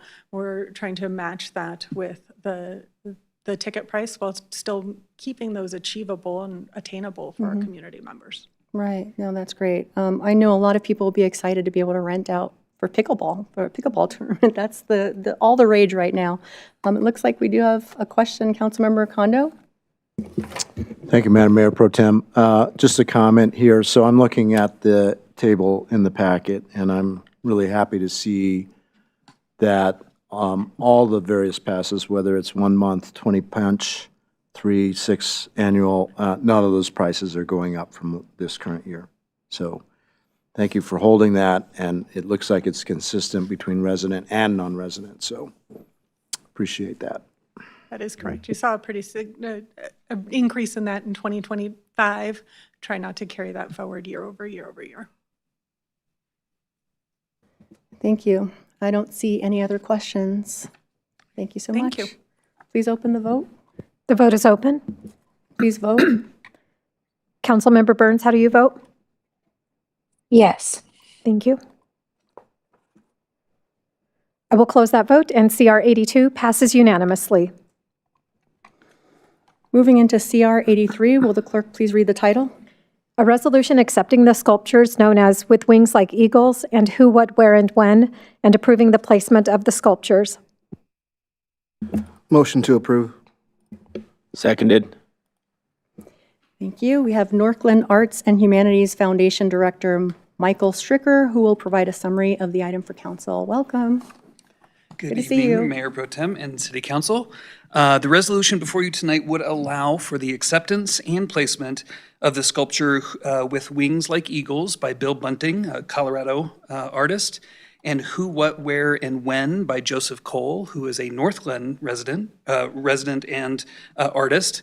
These pieces were the 2024-2025 Art on Parade People's Choice winners. We had a tie. As has been done for the past 25 years, the Northglenn Arts and Humanities Foundation has secured funding for the purchase of the sculptures and will be gifting them to the city for its permanent collection. Staff and the Northglenn Arts and Humanities Foundation Board of Directors recommend that With Wings Like Eagles be placed at the North Park at Fox Run and Who, What, Where, and When at Huron Crossing Park. We're excited to continue to grow our sculpture collection through donations such as this and are seeking council's support in moving forward. I'd be happy to answer any questions that you may have. Councilmember Kondo. Thank you, Madam Mayor Pro Tem. And again, our audience here, you are really displaying a great deal of endurance. I am so impressed by so many people staying so long. But I do want to underscore one point, and I get asked this question a lot, especially when it comes to our art in the park. And that is, and if you could just reaffirm, there are no taxpayer dollars that are being spent to acquire these pieces. It's through the foundation, right? Yes, the sculptures are all purchased through the Northglenn Arts and Humanities Foundation, which the vast majority of those funds come from grant funding. So through the Scientific and Cultural Facilities District, which is a sales tax, but that is a 7-district sales tax. It's not a Northglenn tax. That's the Scientific, Cultural, and Facilities District, so that pays for the vast majority of it. Then we have the Colorado Creative Industries pays for much of it. We also take in donations. The NHF has also invested funds, so we do get some earnings from that to help pay for the program as well. And then we do take a little bit of the per capita funds to help pay for the Art on Parade portion of it. Okay. Thank you for that clarification. Yes. Yeah, excellent. We're very lucky to have so many beautiful sculptures, so really appreciate all the work that you do with the foundation, too. Yes. I don't see any other questions, so please open the vote. The vote is open. Please vote. Thank you for being here. Councilmember Burns, how do you vote? Yes. Thank you. I will close that vote, and CR 83 passes unanimously. Thank you. Moving into CR 84. Will the clerk please read the title? A resolution accepting the artwork known as Monarch Butterfly and approving the placement of the artwork. Move for approval. Seconded. Great. And it looks like we have you right back up for the next item. Thank you for having me back, Mayor Pro Tem and Council. The resolution before you tonight would allow for the acceptance and placement of Monarch Butterfly by artist Jay Jaramillo, a Northglenn resident. The piece was originally commissioned by the city of Northglenn and is being donated to the city collection by the artist. Staff and the NHF Board of Directors recommend that it be placed in the hallway near the children's programs room at the Recreation Center. There is also strong support from the Children's Programs Division as well. It's a two-dimensional piece of artwork, so this isn't sculptural. But we are seeking council support in moving forward. I would be happy to answer any questions that you may have.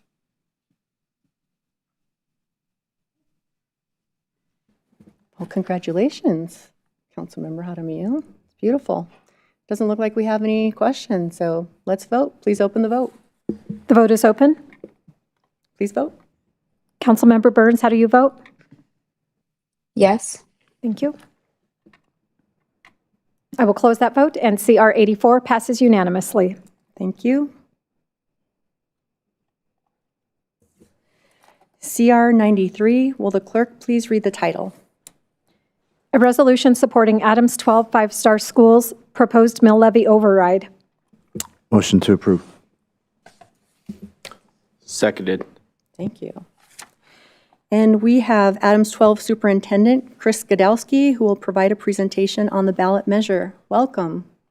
Thank you so much for being here.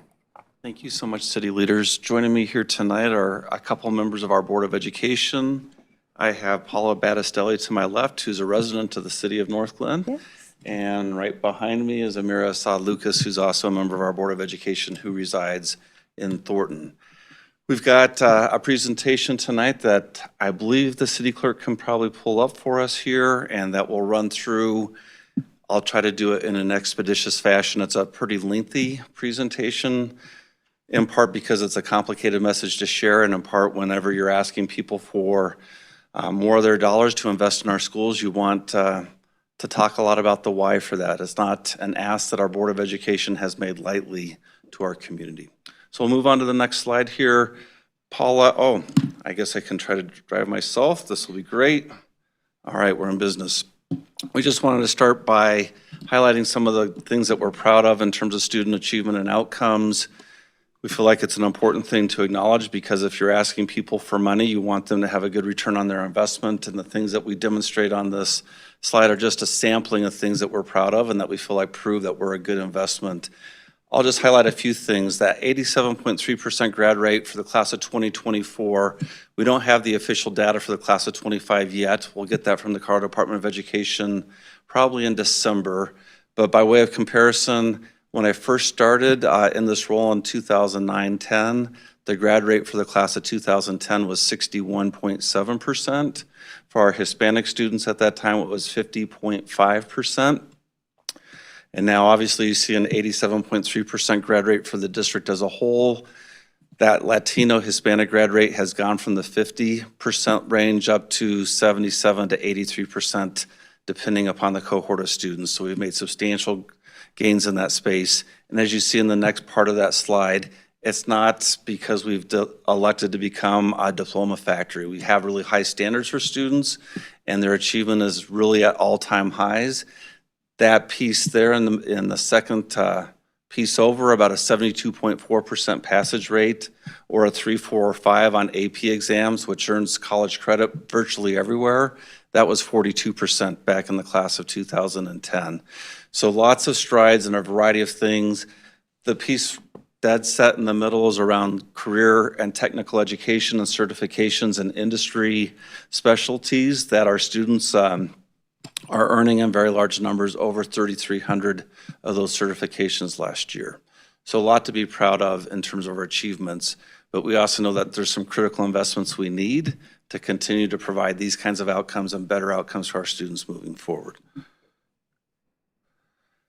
So I'm going to highlight this mill levy override measure, talk about the competitive disadvantage that drives a lot of the why behind this, and then to run you through exactly what the proposal entails.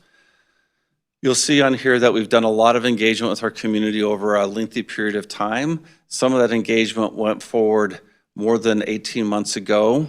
You may recall that last November of 2024, we had 2 measures on the ballot, an $830 million bond measure that came without a tax rate increase, and then also a mill levy override measure. The bond did pass, the override did not, and afterwards we tried to gather more information about why was the override not successful. And as we got a lot of feedback through surveys that we did of our community and some focus groups, what we heard consistently is that it's not because we don't like the work that you're doing as a school district. It's not because we feel like this is a poorly designed or conceived proposal. It really all came down to tax burdens that many in our community were feeling, that we've just seen a big increase in our home values over the last number of years. That's brought with it substantial increases for many in terms of property tax rates, and we don't feel like we can say yes right now. And so given some of that feedback, as well as some more discussion with our community that went on to the spring and summer of this year, we've made some adjustments to last year's plan to include things like a safety investment that people said was really critical and compelling.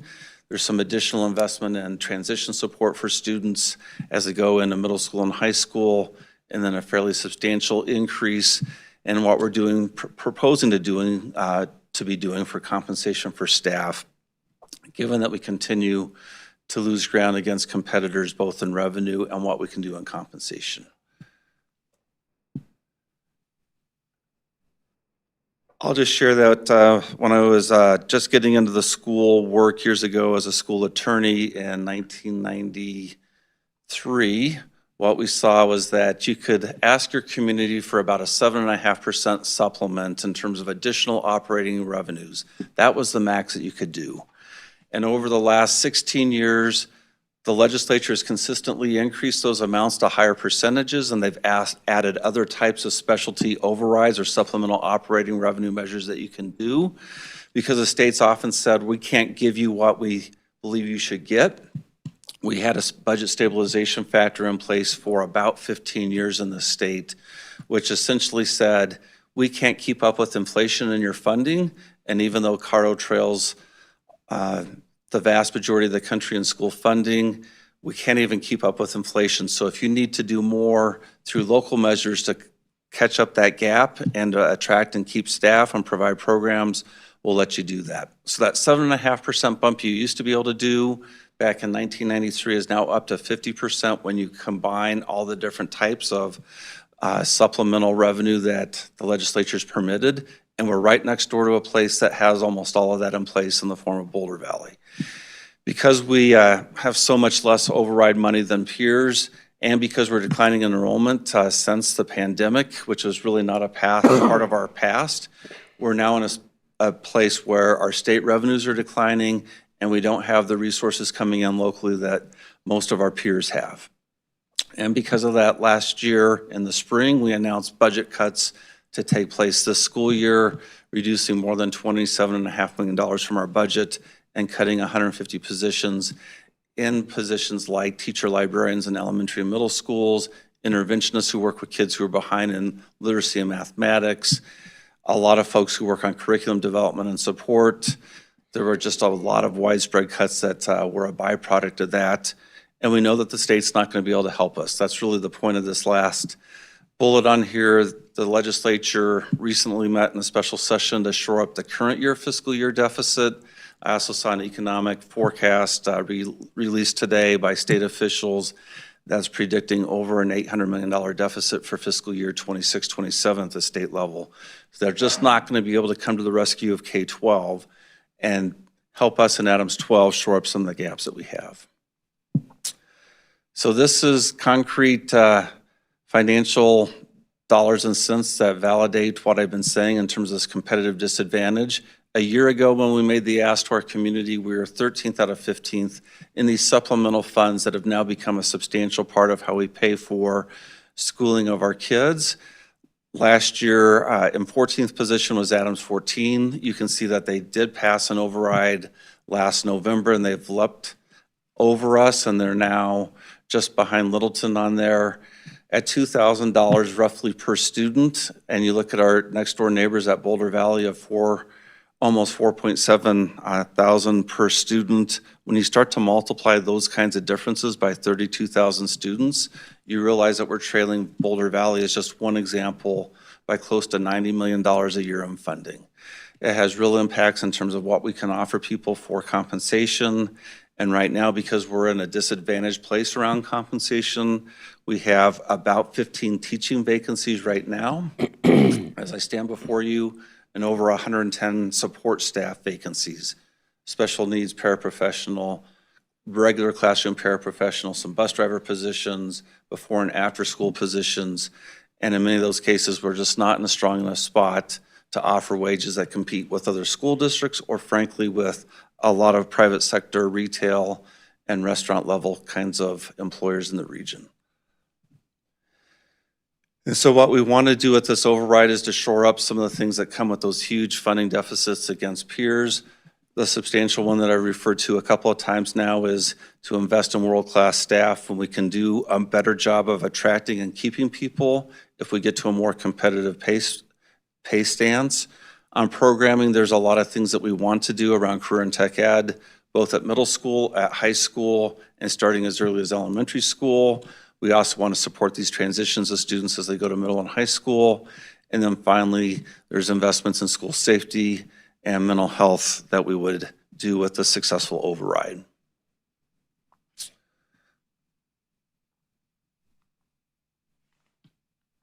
All right.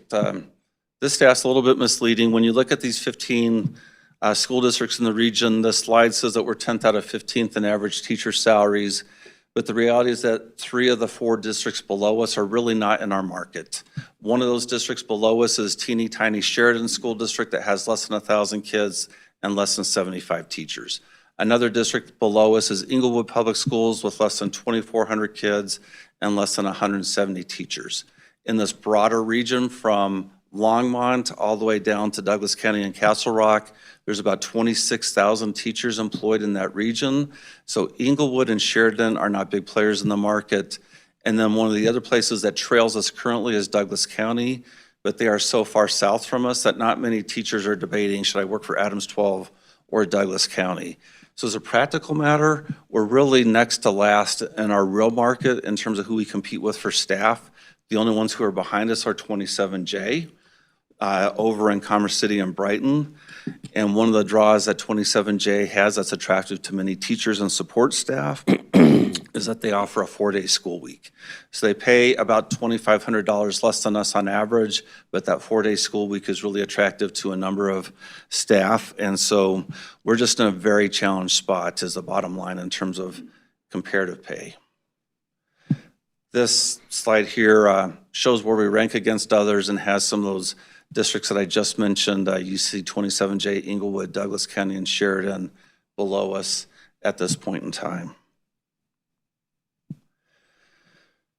Before we come forward asking for money and asking for more money to compensate staff and to add things to our system, you want to make sure that you're using your existing dollars as well as you can. and that you're investing in classrooms heavily and that you're minimizing your administrative footprint. And I think this data set demonstrates that is true. The data source is the Colorado Department of Education, so this is data that you can link to online and verify that what I'm sharing is accurate. But you'll see on there that in terms of what we spend on administrators, which includes principals, assistant principals, people who deal with finance and IT and HR and other functions, that we spend 6.3% of our expenditures on those kinds of functions, which is really very substantially similar to Jeffco and Douglas County. Cherry Creek, I'll just mention in passing, there's a lot of folks who question the accuracy of how they account for their staff compared to other districts. They often code people as teachers who are doing administrative roles. So we feel like we're really one of the best in the state in terms of how little we spend in administration. CDE reports typically show us in the bottom 6 to the bottom 10 in the state in what we spend for administration. And then on the other side, you see that we invest heavily in our classrooms, both between educators, where we're spending almost 2/3 of everything that we spend for people who work in our schools and in classrooms, and roughly 9% on top of that of what we spend in total for paraprofessionals.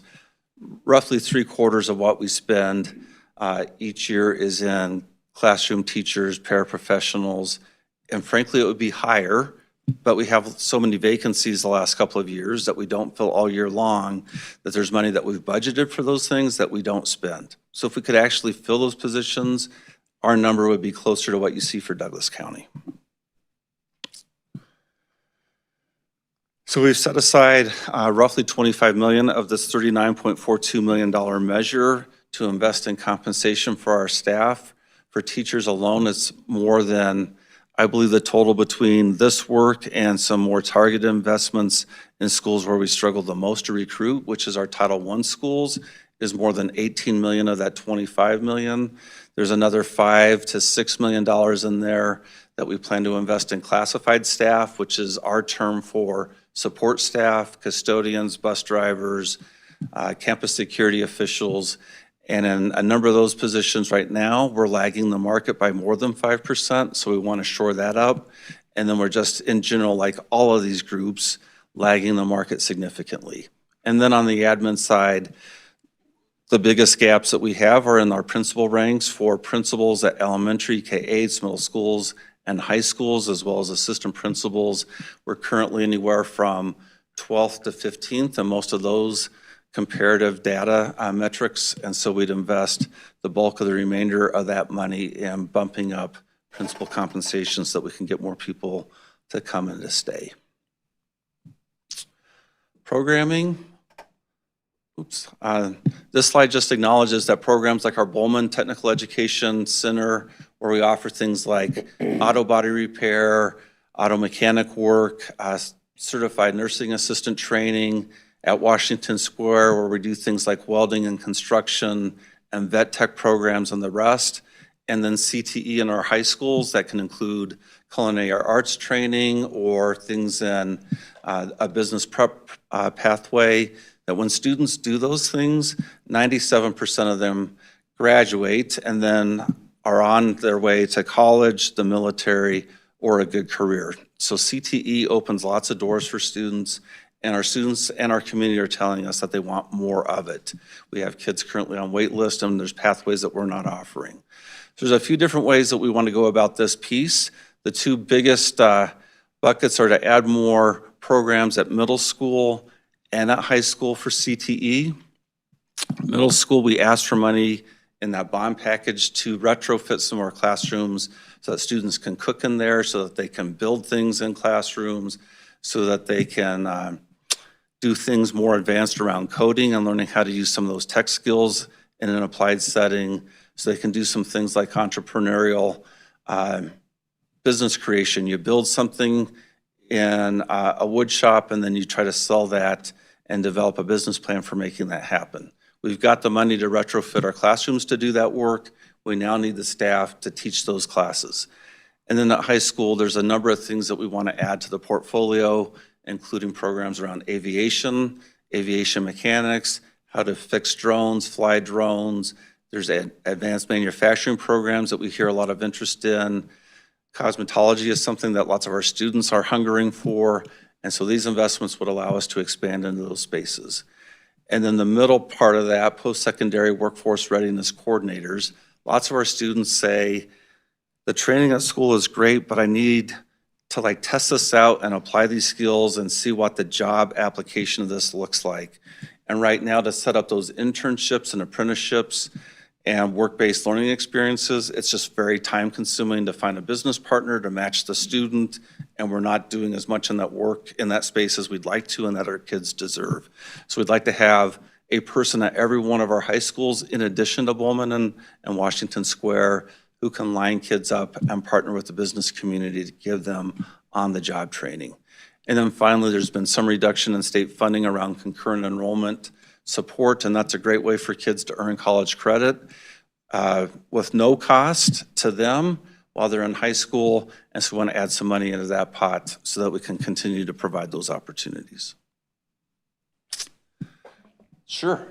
Yeah, and I just want to add that RCT programming is a big reason of why our graduation rates have increased and expected to continue to increase in the years. Is these are many of these kids are not traditional learners, and so in order to be enrolled in these programs, they have to show up, they have to attend, they have to put the effort in, and this gives them the motivation to do so.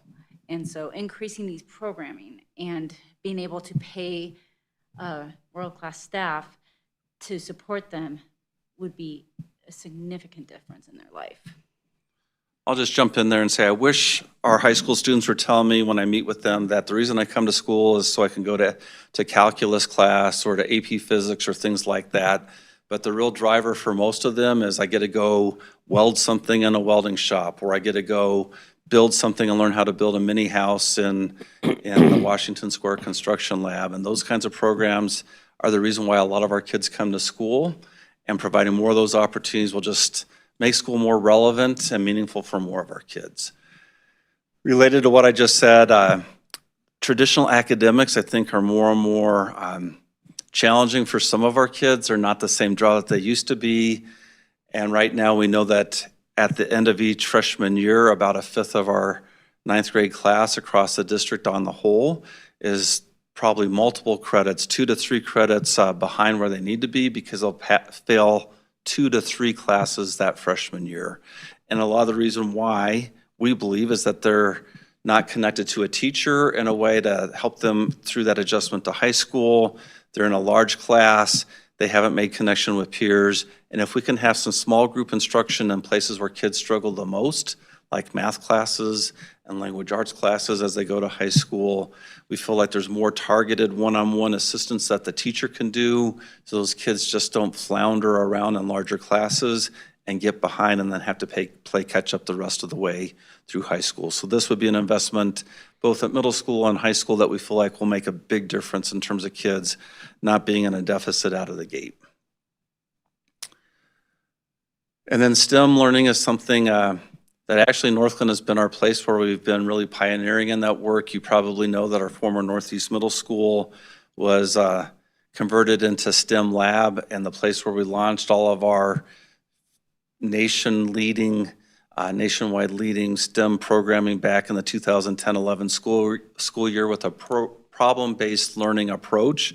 We started at Lab, we expanded to STEM Launch in South Thornton and to Northglenn High School. Those programs continue to draw lots of interest from parents throughout the community. The outcomes for students are amazing, lots of business partners, and yet the challenge that I think my board member colleagues and myself and others hear all the time is parents in other schools saying, I want that for my kid too, and I can't get in. How can I have a more relevant experience where I take things that my kid might be learning around math or around science and apply it in some sort of practical way to solve a problem or to create something. And so one of the big investments we want to do is to bring STEM-based applied learning opportunities to kids in all of our elementary schools moving forward, and not just at Lab Launch in Northglenn High School. There's also a benefit to this that one of the longstanding challenges in public education is that middle and high school teachers usually have 2 periods a day to prepare for other classes that they teach and to get their lesson plans ready, to meet with students, to tweak and adjust some of their instruction to meet the specific needs of different kids in that class. And elementary teachers are teaching math, science, social studies, and literacy. They're also working with the social and emotional needs of kids.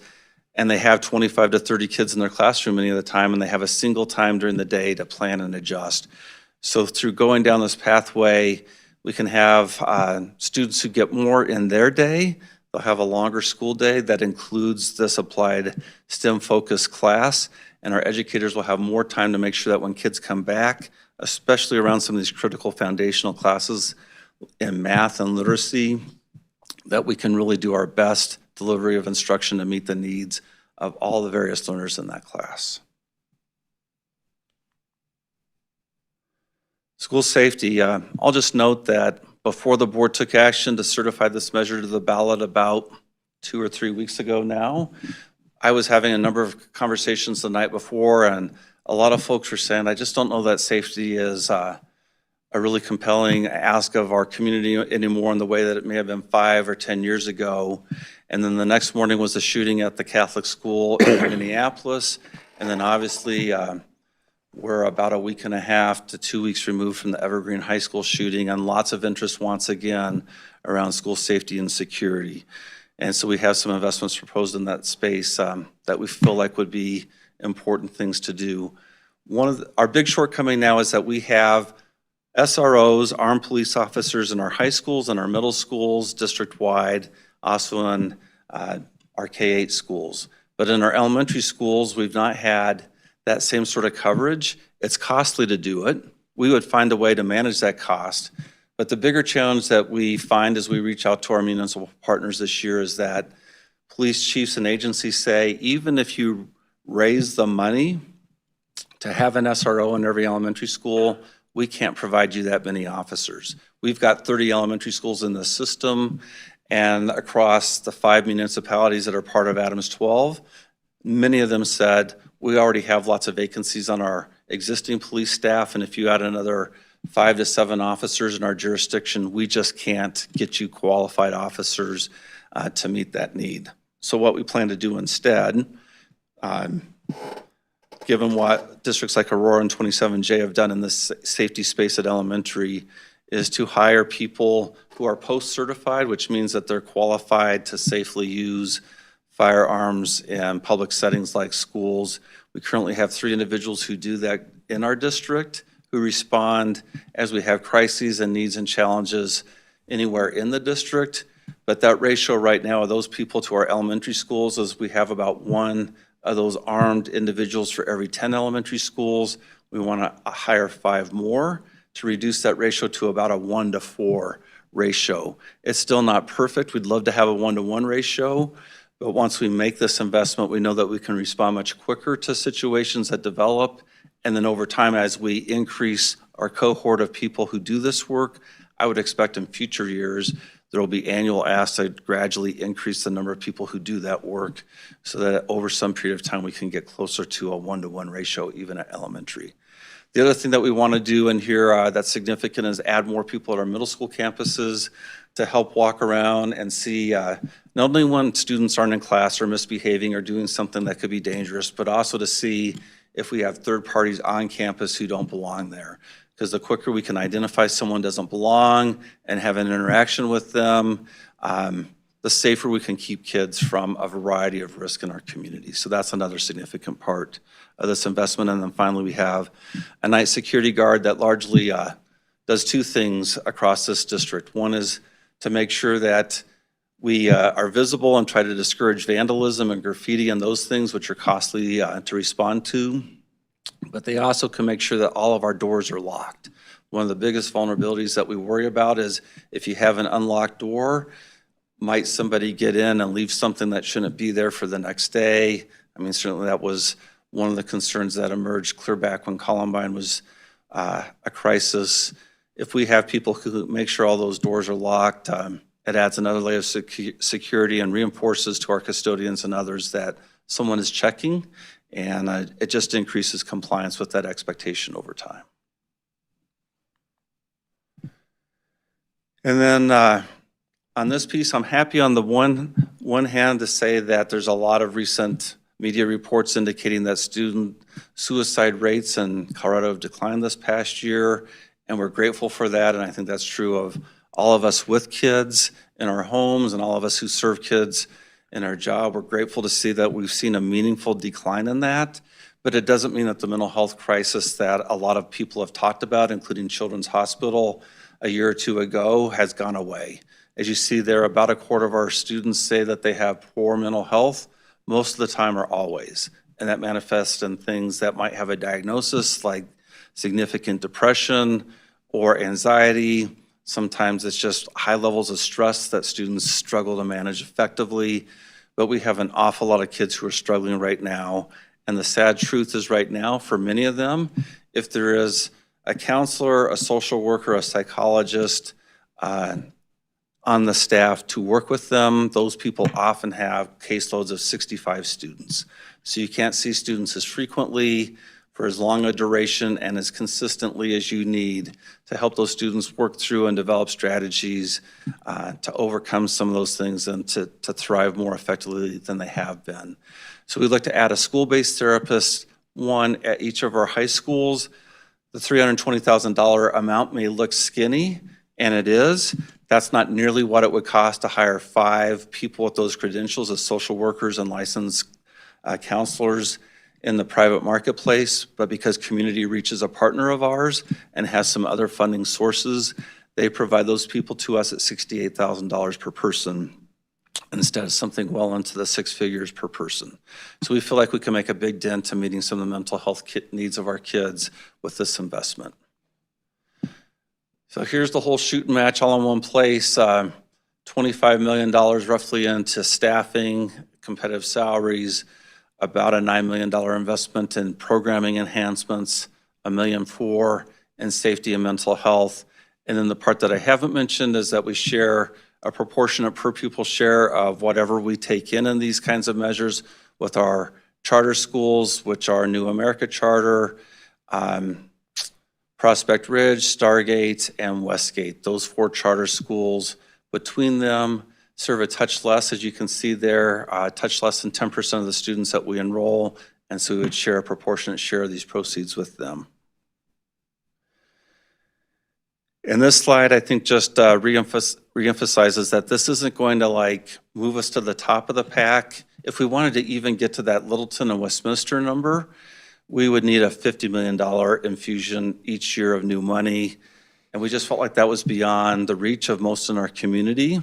As it stands now, this $39.42 million request comes at a cost of about $5 per $100,000 of home value for our taxpayers going forward. We know for many people in our community, times are tight and they're struggling, and that an investment in our schools will come at the sacrifice of some other things that are important in their lives. So we've been as judicious as we can. We feel like if we can get to 9th, just given the grittiness, the scrappiness, the hard work, and the competence of our staff, we can do above average things with below average money, but we'll still be in the bottom half of this curve. This slide just acknowledges that one of the things that we feel like is a benefit of investing is maintaining the quality of our schools, which in turn has real benefits for property values. And what's cited here, and you can link to the full academic study from Brown University, was an analysis of the 27J's persistent challenge, the 27J school districts' persistent challenge with not passing the levy overrides. And because of that, they transitioned to a 4-day week. And as you see, the end results of that is that the property values went down 2 to 4%, depending on where in the district and the nature of the housing type within the school district. There was a 5% reduction in some of their veteran teachers saying, I don't want to do a 4-day week. It's nice to have 3-day weekends, but it comes at the cost of longer days, the other 4 days a week. And then student test scores decline in a meaningful way. 27J's demographic profile is almost identical to ours, and their student achievement is quite a bit lower in that district. Beyond 27J, I'll just say that at the bottom three in funding right now, you're probably aware from the things you've read in the media about some of the challenging things that we've dealt with. 27J, 4-day school week, those challenging things that have come along with it. For us, number 14 just cut $27.5 million and 150 jobs. In 13th position is DRCOG, and they just closed 16 schools within the last couple of years. And they're also going to have budget reductions for next year that I would anticipate are at least $40 million for next year, if not greater.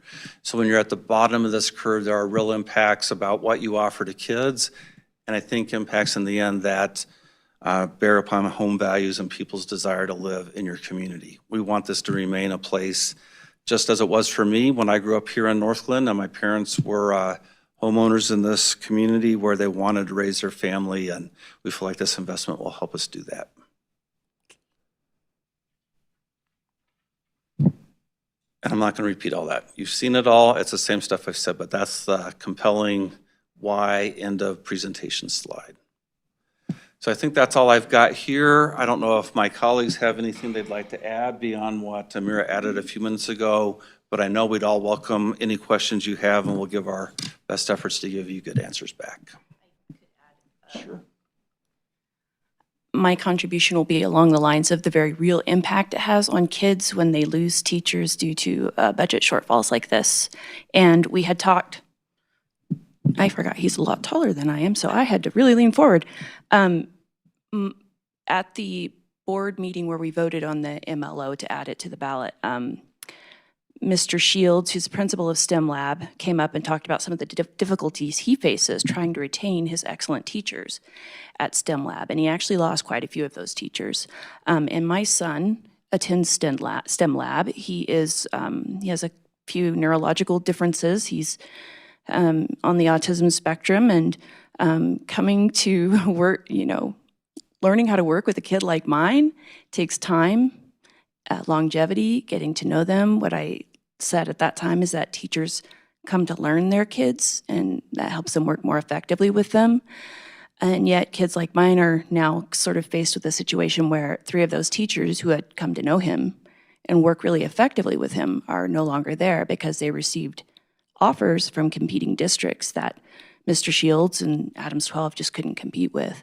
So this is having very real and tangible impacts on our kids right now. And so I would just like to end on that note that I think that's a compelling reason to seriously consider voting yes for 5B. I would just like to add, for every $100,000 value of a home or property is a $5 tax. So just to break it down, I think when we initially put it out and said, for a $660-ish thousand home value, it was $34 a month. But when we can break it down in that way, it makes it much more understandable and tangible for property owners. Thank you. Thank you so much for that presentation. It's very sobering, very eye-opening. I know we were very shocked when it didn't pass last year. I appreciate all 3 of you, by the way, being here. And I would love for our very own Adams 12 principal here, Councilmember Roper here, to chime in, just because I know we've heard her speak a lot to like the budget cuts and having to cut staff, and I know she has some really personal experiences with that, so I'll let her talk first. Thank you, Madam Mayor Pro Tem. Thank you guys for being here. We really appreciate it. This really does hit home, not only as a school leader, but a community leader and a parent. Being able to retain that world-class staff is so important. I've been in this situation just as Principal Shields, where I lost out to Boulder Valley schools or to Erie because they could pay $12,000 to $20,000 more than we could pay. And again, our teachers are teaching so much more than the curriculum. They're getting to know our students. They're getting to know the whole child. They're supporting them through a lot of these struggles that our young people have every day. So maintaining and really investing in that world-class staff is essential. Having classrooms, kindergarten classrooms where we don't have kinder paras, that's a huge hit when you have a classroom of 24 little kindergartners. Having that safety piece, it is still relevant, and it is something that we worry about. And it is something that we want to make sure we have everything in place so that our children are safe. Having the CTE programming, as you said, that's one of the reasons many of our students come to school, having those hands-on experiences, those real-life application. That's what drives their passion and their love and gets them prepared for the workforce. And it behooves all of us to have an educated community. So we need to invest in our kids and our community and really look at voting yes on 5B. Thank you. We have a few more questions. Councilmember Kondo.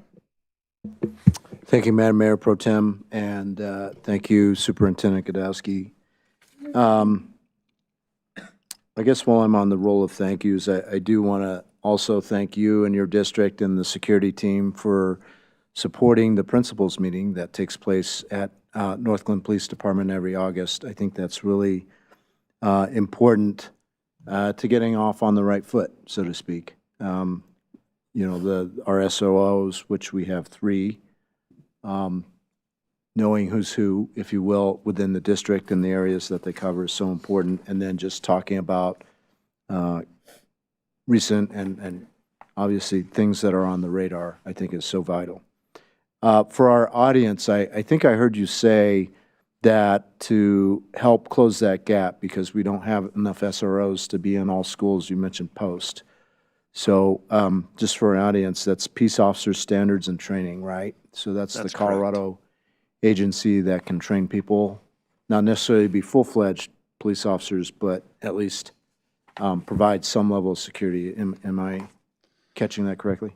Yeah, that's true. Those individuals carry concealed weapons and are authorized to use those weapons as needed to deal with imminent and life-threatening events. So it's not the same as having an officer who has some expanded powers beyond that, but you do have an armed person who can respond to an emergency situation and take care of it. Gotcha.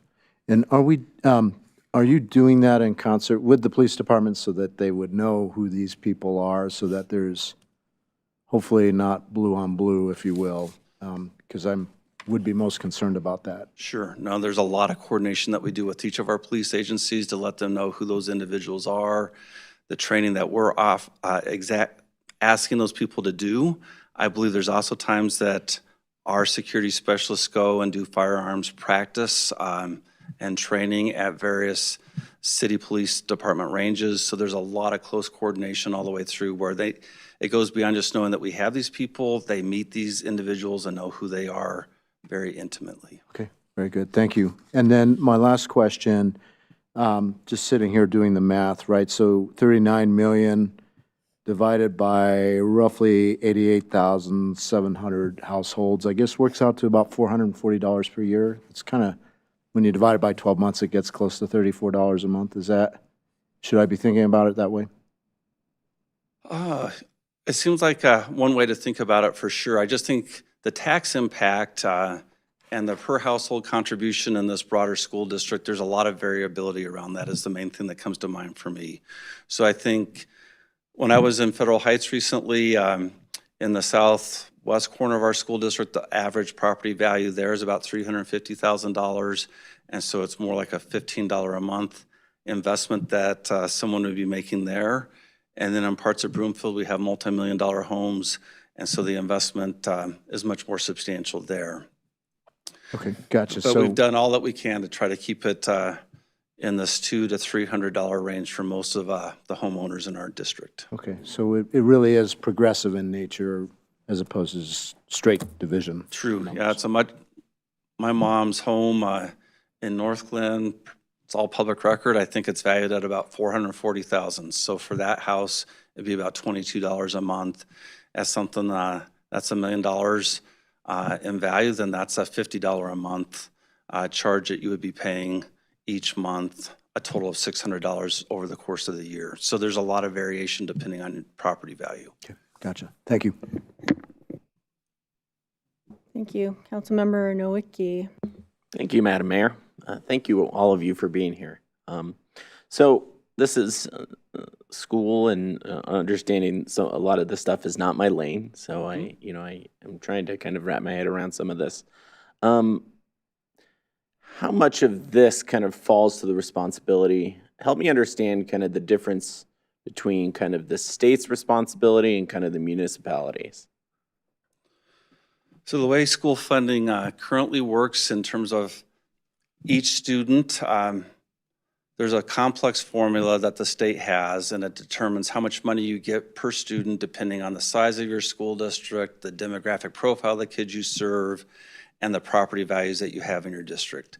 So for Adams 12, we get this year $11,670 per student under the state formula. Of that $11,670, 30% of it comes from us here locally in our property taxes, and the state pays the other 70%. There's some other communities, Aspen could be an example, Briggsdale, where there's lots of oil and gas property values where the locals can pay 100% of that, whatever their per pupil number is locally. There's other places where the state's paying 85, 90%. For us, it's a 70-30 split. And then what you saw on one of those slides is on top of that 11,670, we're receiving another 2,000. There's places like Aurora that get another 1,000 out of the gate. So instead of getting 11,670, they get 12,670 because they serve a poor community. And then they're getting another $3,500 to $4,000 per kid in the supplemental revenue. So that's really been the difference maker, is that most everybody in the region is somewhere between $11,500 and $12,500 in funding. And either they're getting it from their property taxes or the state, and there's a combination. Places like Denver and Boulder that have more property wealth, more of that 11,670 is coming from your taxpayers and property tax and from the state. But we're all getting the same amount of money roughly in the end. The big differentiator are these supplemental overrides that vary from, a $2,000 for us to $4,800 plus for Inglewood. And so when you start to have those kinds of differences of $1,500 to $3,500 or $2,500 per student, and you multiply it by 32,000 kids in the district, that's where you have tens of millions of dollars of a difference that allow places like Boulder and Denver and Aurora to invest more in terms of teacher compensation, support staff compensation, and admin. And you mentioned the budget stabilization factor. Can you say a little bit about that? And Sure. Specifically, how does that apply to schools? So the budget stabilization factor was in place from roughly the 2010-11 school year until the 23-24 school year. So last school year was the first time that we didn't have the budget stabilization factor affecting school budgets in our state. And what the budget stabilization factor was about, it started when Governor Ritter was the governor, is that the state didn't have enough money to increase K-12 funding by an amount equal to student growth plus inflation. In the throes of the Great Recession, they just didn't have enough money for lots of things. And there was some wonder about how do you legally not add more money to K-12 given some other parts of our Constitution. And so they came up with this budget stabilization factor that basically said, we don't have the money, and so we're going to reduce down what we'd otherwise give you by some percentage each year. And there were years that that budget stabilization factor exceeded $1 billion statewide for all of K-12 schools. Because of that, there were a number of years when I first started, we cut $22 million the first year, $20 million more the next, and $10 million more the third. And then slowly over the next 12 years, the state slowly chipped away most of the time and saying, all right, we're going to reduce that percentage that we're taking away from you from maybe 8% down to 7%, or 7% to 5.5%. But in the end, for 15 years, none of us were funded in an amount even equal to inflation at the time the Great Recession started.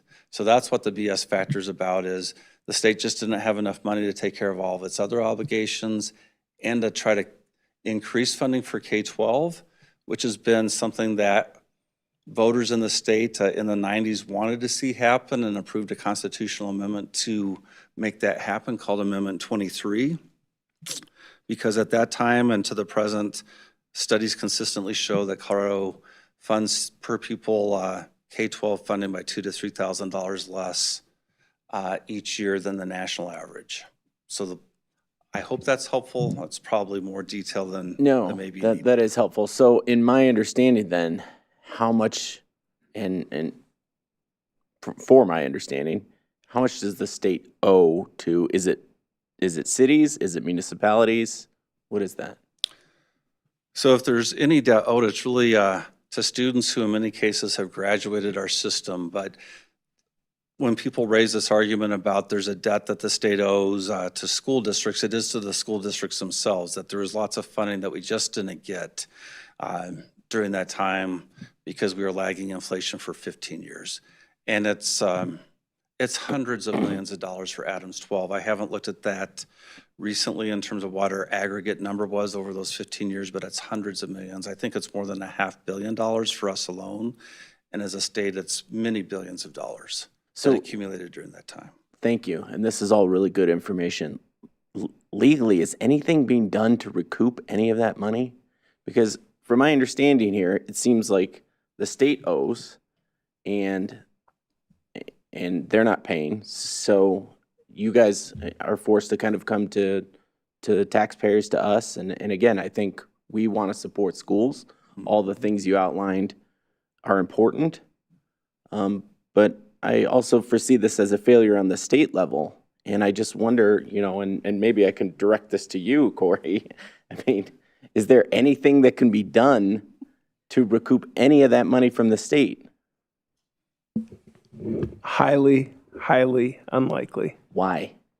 Because you're talking about taking action against your legislature, ultimately, for the funding formula, for what it's worth.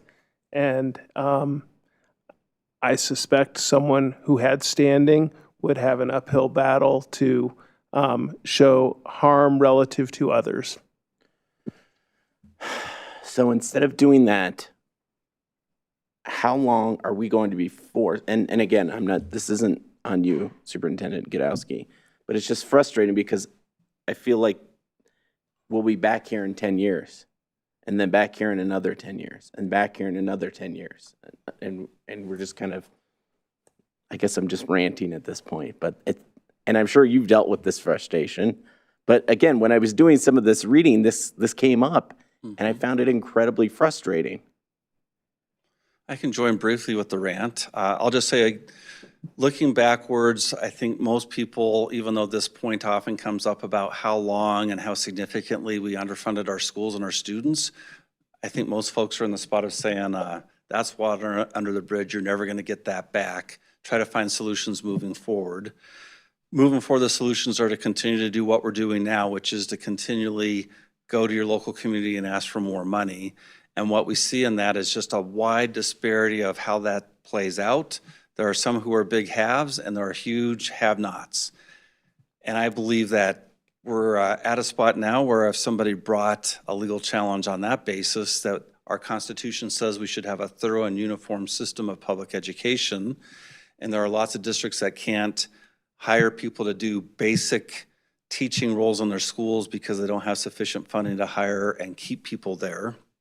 And they can't offer the other kinds of services that should be part of an education and are part of an education in many parts of our state. It's really uneven in terms of what a Boulder offers compared to roughly a third of the school districts in the state that have zero supplemental operating dollars. And if you're next door to one of those places that has extra and you're just dealing with what the state provides, and even what the state provides is $2,000 to $3,000 less than the national average, then you have all kinds of unfilled positions and classes you can't offer and mental health services and supports and all the things that we're trying to do here that you can't provide. So I think there's maybe a path where there's a legal solution that's brought forward to force the legislature, or more likely the people of the state of Colorado, to do something, because the legislature is also constrained by Tabor and what they can do to try to remedy those kinds of things. The other thing that I think is a possibility, given discussions I've heard recently is that there's interest in maybe carving out an exception in Tabor so that instead of refunding some amount of money to taxpayers in most years, that we'd use that money instead to increase K-12 funding, just recognizing the deficits we have. That would require a vote of the people of the state. I have heard some people hoping, predicting that'll be on the ballot next year. The other idea to increase revenue that in part could be used for K-12 is a progressive income tax. And so those are the two ideas that I've heard folks say, who usually, with good reason, are sympathetic to our state legislators, saying they don't have any independent tax powers. They're constrained by Tabor.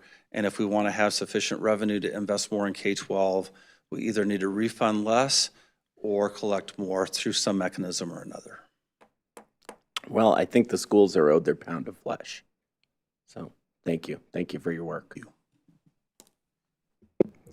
Speaking of Tabor, we had our legislative committee meeting today, and the word was for 2026, like there would be maybe $20 to $62 per individual refund and nothing for 2027. So that's just another look at that in terms of the Tabor cap. So thank you so much for all of this information. You know, it's very important. I'm so grateful. I got the chance to tour our CTE programs at Future Forward and really got to speak with the students and the impact that it's had on their lives. It is literally life-changing that these kids who maybe come from a home that will not be able to afford a four-year, pay for a four-year college degree for them, they are graduating with skills that are earning them and I met a kid who was earning a six-figure salary, who bought a truck, bought a house, and I just thought, that's incredible. That is literally life-changing, and if we're talking about the future of our kids, and we're talking about drug addiction, mental health problems, homelessness, all of these things that are affecting, our current world right now, we have to look to the future, and that's helping the kids right now. So 10 years down the road, with the kids that we help now, with these types of programs and programming and world-class staff, that's where we're going to see, I hope, those numbers in violence and mental health and addictions and all of that decrease. Because for some kids, this is all they get, and this is a chance out. It's a chance out of poverty. It's a chance to break a cycle, whatever that cycle might be. And I love volunteering for our STEM PBLs, the problem-based learning solutions. They're amazing. And I know several of us on council have had the opportunity to volunteer for that and be on panels. And these kids are brilliant. They're really getting critical thinking skills. And I think that's missing a lot, is that critical thinking. So just very appreciative of everything you do as educators. And we have 3 educators on council, our mayor, and Councilmember Goff is a former educator as well. So let us know what else we can do to support you. I'm assuming there's a lot of information going out, because a lot of this is just education, right? People don't know what they don't know. So they'll see, oh, this is going to cost me money, but they need to see all of the things that it's going towards. And that education really, I think, is huge in getting this passed.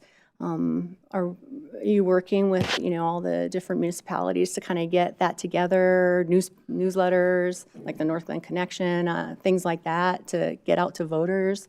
There's a variety of things that myself and colleagues are doing just to share factual information. I think you all know that the Fair Campaign Practices Act limits some of what I and colleagues can do in terms of sharing information and using public resources. But we're, through appropriate channels like this, sharing information, factual information. We'll be at Thornton tomorrow night. We've done similar things with Federal Heights and Broomfield and the colleagues at Westminster tonight. And then beyond that, there's a campaign organized independently of the school district that's gathered money, raised some money from a variety of interested parties, and they're going to do a lot in the weeks ahead to really educate folks about what's at stake and where these investments would go. Right. And as soon as I said Northglenn Connection, I knew I shouldn't have said that, because I do realize there is a fair campaign practice. I saw our attorney nodding. Yes, we can't do that. So yes, thank you so much. And really appreciate all the information. It's very educational. Thank you all very much for your time. No pun intended. Yeah. Thank you. Thank you for being here. Well, folks, we have to vote. Please open the vote. The vote is open. Please vote. Councilmember Burns, how do you vote?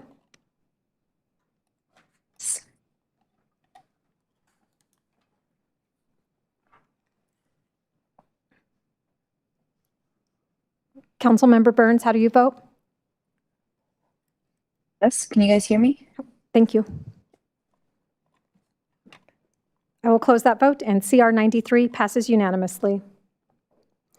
Thank you. We have two final discussion items. The first one is the comparative analysis of Police Department Defined Contribution Plan and FPPA retirement plans. And we have our City Manager Geyer who will introduce this item. Thank you. Good evening, Madam Mayor Pro Tem and members of council. This evening we have Jared Martin, a principal with Innovest Portfolio Solutions, with us to present a comparative analysis report on the current City of Northglenn Police Defined Contribution Plan, along with an FPPA retirement plan. As you see by the memorandum prepared for this item, this is the first step in a conversation that was brought about through a request, a formal request made by the FOP last year to request that the city evaluate shifting its current pension plan for police to an FPPA plan. Mr. Martin is, as identified in the staff memorandum, an independent third party with Innovest Solutions, and he'll explain more about what that means in the front end of his presentation. Also included in the memorandum before you this evening is a rough timeline broken down by monthly blocks of steps that would need to occur if City Council desires to move this conversation forward. So my recommendation before you this evening is that we do continue this conversation, and the next step would be taking a deeper dive into financial analysis. What would it require in terms of funding level if the City Council does desire to continue the conversation and pursue a shift to FPPA away from the current plan? So we can have more conversation about that after Mr. Martin's presentation. I do want to say on the onset, Mr. Martin is not here tonight to advise you as to what path to take. He's providing an independent third-party analysis. So please don't ask him that question. Our deputy city manager, along with myself, we can help provide you with additional background on the current plan and based on what we know in terms of the FOP's request. So with that, I'll turn it over to Mr. Martin. Welcome, Mr. Martin. Thank you. Thank you, Mayor Pro Tem and Council. So, and I think there'll be a presentation, maybe? So, thank you for having me, and that was great. I have kids here in the district as well, so it's kind of fun to hear, and hope that the funding happens as needed over the years. So switching gears from education to retirement, as discussed, one of the requests has been a desire to move from the type of retirement plan with the police. And so my role tonight really is just educational, to walk you through conceptually understanding the difference of what you currently have versus what the request on the table is. I did want to start out by saying I do work with an organization. Our firm is called Innovest Portfolio Solutions. We are fully independent, and we work with defined contribution plans. We work with defined benefit plans. I'm not here to give to opine at all, more so to provide that education to you along the way. So I put together this presentation, but also have submitted a fuller report to get into the greater details. So really wanted to hit just on the larger aspects. And what we can really focus on is understanding that, you know, we're all here when we talk about retirement planning to get to that next point, to help people save for retirement when they put in their years of service, that they have that opportunity then to move to that next stage of their career and be able to retire. So as shown here, you know, the idea or the purpose really is to get to that next stage of your life, but to really make it align with what your goals are. And what we've seen historically is a large shift over the years from the types of retirement plans that are offered within many different types of employers. And so what I really want to focus on is just simply understanding the comparison of what a defined benefit plan is versus what a defined contribution. And then as you take those next steps, at least being educated as you take those to understand both the benefits and the risks. As listed here, we're going to touch a little bit on just what those are. And so simply put, there are two core types of retirement plans that employers offer their employees or can offer their employees. And that is what's referred to as a defined benefit, which simply, as stated, it defines the amount or the benefit on the backside when somebody retires of what they will get in a paycheck when they retire over their lifetime, versus what's called a defined contribution plan, which is what we currently have. And defined contribution is it defines what that contribution of how those dollars go in. You'll also see in this report the term money purchase pension plan. That is synonymous with a defined contribution plan. So it defines how much money goes in, not necessarily how those dollars come out in the future.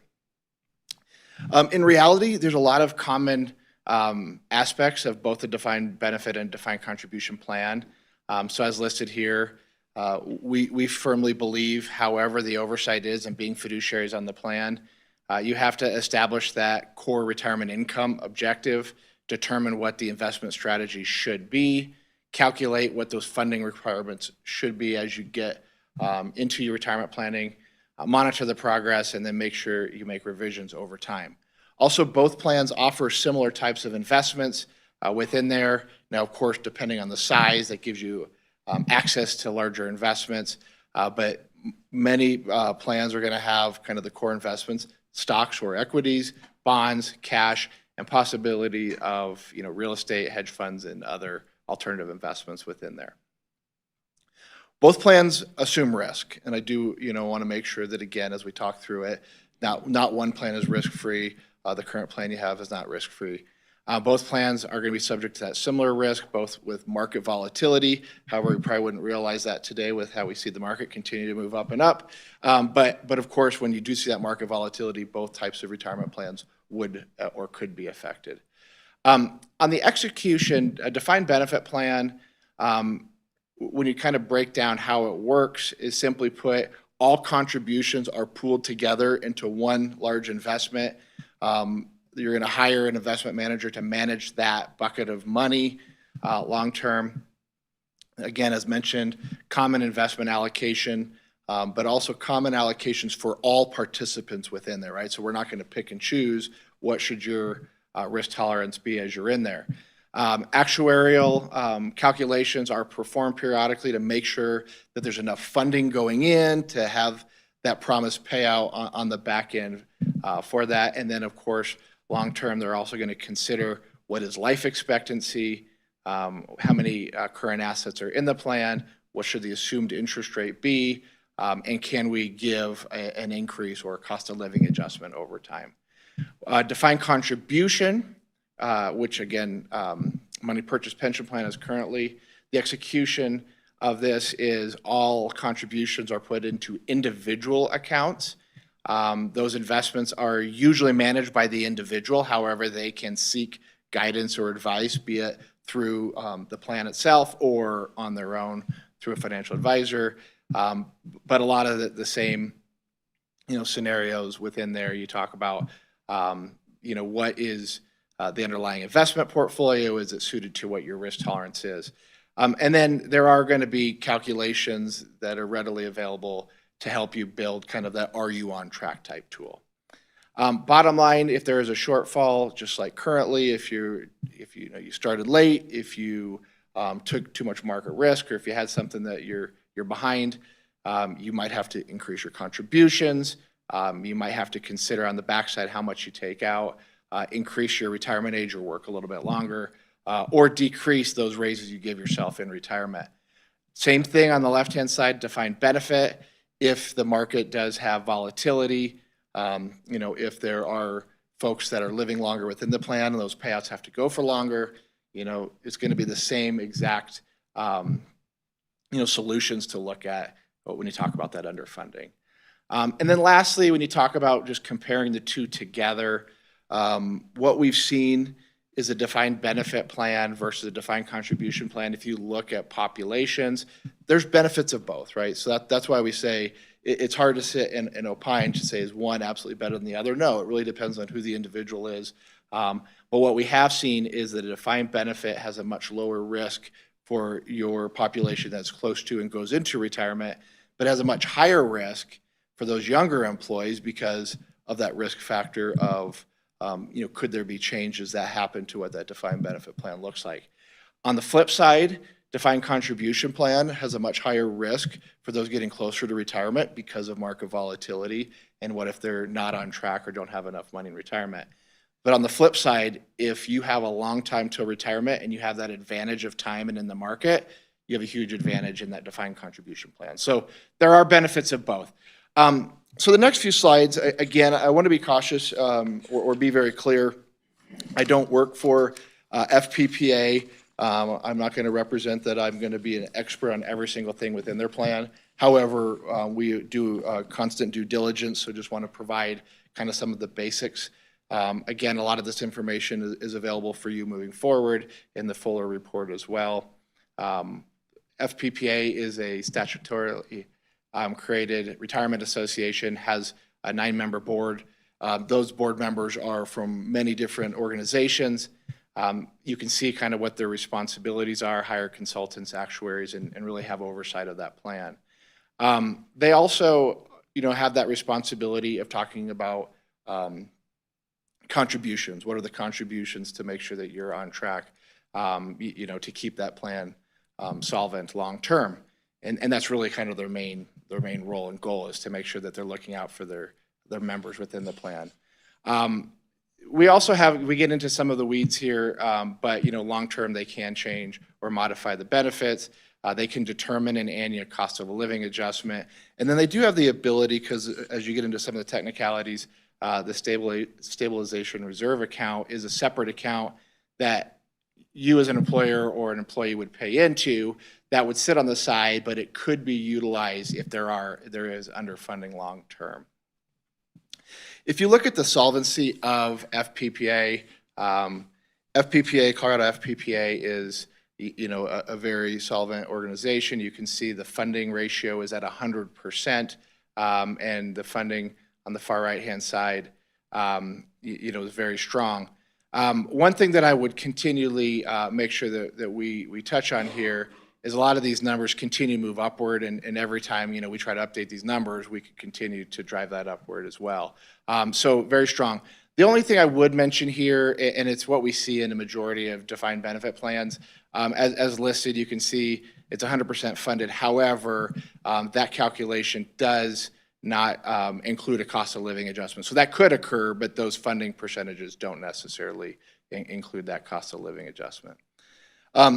Structurally speaking, how it works is an employee and an employer would pay into the system. There's a 5-year vest. What that means is an employee would need to work for the employer or pay into the system for 5 years. So up to 5 years, it's no vesting of the employer contributions, but the employee contributions, of course, are always the employee's money. But after 5 years, they are 100% vested in those dollars. At 55, which of course this is very important for public safety, a little early retirement age than the average employer, at least that's the hope long term. Age 55 is normal retirement age. However, there is details within there that allows early retirement as early as age 50, which would take a reduced payout or benefit through that long term. And then you can see if somebody decided to continue to work, that's just going to help those numbers, which I have a couple charts to show you. Contribution rates, one thing we do think that is important, as the oversight committee of FPPA has long-term made sure that if they are going to promise a benefit, they need to make sure that the dollars on the front end, just like the presentation we just heard from, that there are dollars that need to go in to be able to fund that system long-term. So what you'll see here as listed from FPPA is just the stated contribution rate. I do have a comparison just to show you where you're at today to what those numbers could be longer term. But one thing you'll notice, one of the verbiage that I have in here is called reentry. And what reentry means is if there is a determination and, a decision that the police want to and go back, they re-enter FPPA as opposed to the local money purchase plan. And that reentry is, many years ago, a majority of the states fire and police associations were in FPPA. They had that ability to get out at one time, but the reentry allows them through this legislation to get back in. And because it's not simply that somebody paid from the very beginning into that pension system, there are considerations of additional costs or rate contributions to make sure that they can keep all of those employees that do, all those members that decided to move back in, to keep them whole, to make sure that they have enough dollars in the bucket to pay out that promised benefit over time. So one consideration that we always want to make sure is that we look and make sure that that negotiated reentry rate, is very common. One question, though, that did come up that just wanted to make sure that was very clear, just like your 401A money purchase plan, it's a decision as the employer what you pay in. There are going to be contribution rates over time that you'll need to review. And so historically speaking, for many years, they were able to maintain contribution at 8% employee, 8% employer. However, you can see based off of many factors, and candidly, one of the biggest factor is longevity, because a lot of folks are retiring and living a lot longer, so that means that payout has to last longer. In lockstep with that, they had to increase those contributions. So what you'll notice here is just a line item from 2015. They started to increase the employee contributions, and then you'll notice in 2016, in 2022, 2021, they started to increase the employer contributions and then move those upwards as well. So, just something that you would want to make sure you understand how the contributions work in the long term. But it's just like the 401 plan. As you set those contribution rates, you have to stick to what those contributions are. Defined benefits have that promised payout. How FPPA works, 2% of the highest average salary for the first 10 years of service. And then for each year of service after that, it's 2.5% of the highest average salary. So it provides that promised lifetime benefit. We always want to be cautious about using the word guaranteed, because it more so is a promise, of the payout of that, even though it seems like a guarantee of an annuity, it is that promised payout, because they have that ability to make that adjustment. There are reduced benefit options, and that is that, if you retire and you want to make sure that that pension is available for your spouse, that you can take that. However, they're ensuring or making sure that payout goes for 2 lives.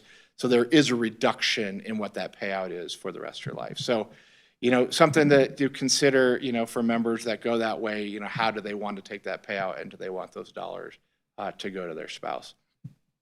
And then on the screen here is just the defined benefit table. What this shows you is on the left-hand side, the years of service within an organization, and across the top, how old or what age you are at retirement and what that payout is. And then the idea there is, of course,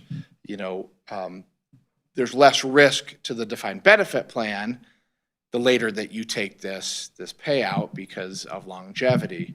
And so on the right-hand side, you'll notice that some of those dollars will go up because of the age. But of course, the longer you work for the employer, the entity, also the higher your benefit payout would be over time. So just some assumptions. We have the ability to run a lot of calculations to make sure that we understand, how, if somebody worked for the city of Northglenn for so many years, and then they took a retirement. Now in this example, we might be low now, but let's just say the highest average salary was $75,000. That payout would be at age 55, $43,000. However, if you wanted to increase those dollar amounts, those would go up, right? Now, I would just make sure that we understand that, some of these are just simply assumption-based. So I'm not going to sit here and say that this is the absolute guaranteed dollar amount, but something that you want to understand of how those payouts look.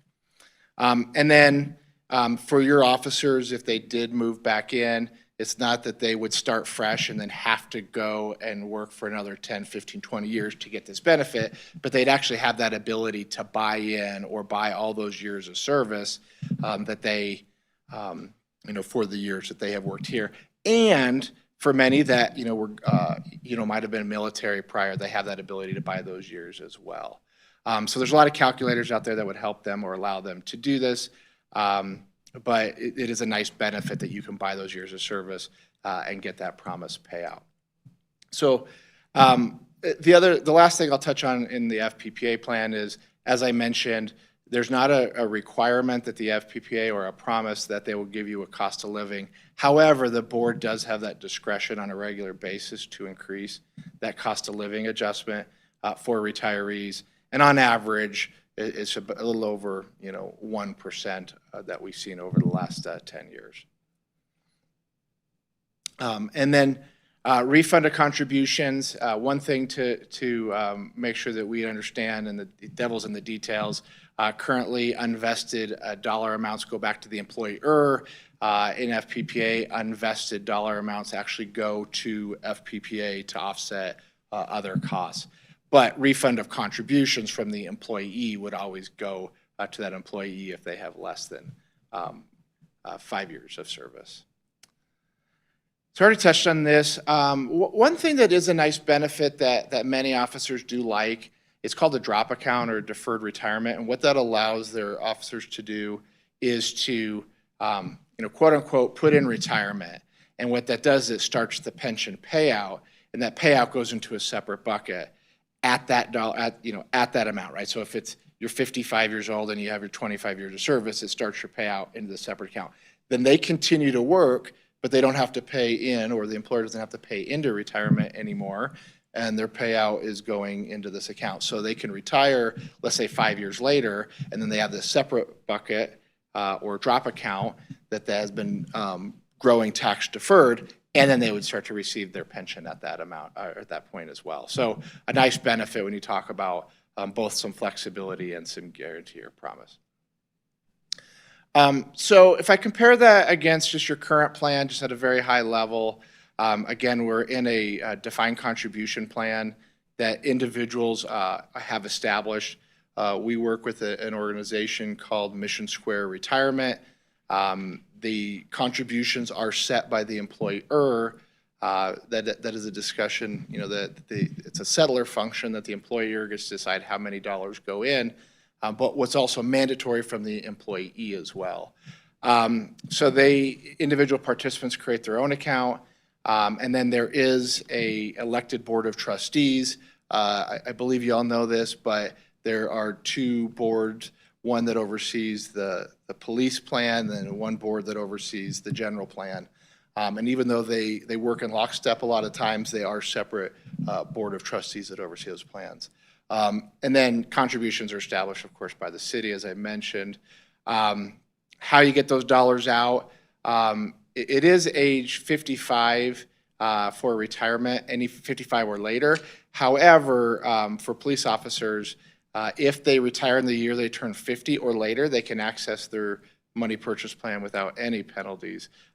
But also, if they do happen to go out on disability, which unfortunately we do see, they're able to access those dollars at any point with most of the time without any taxes as well. But the big one for consideration here for individuals is any assets that are left in the plan, if you pass away, are paid to a beneficiary. This is a contract at an individual level, so the dollars don't go back to the organization, they go back to the individual's beneficiary as listed. The plan here is set up kind of in a three-tier approach, but things that I think are important, there is help along the way. Individuals can build their own portfolios, or they can use professionally managed.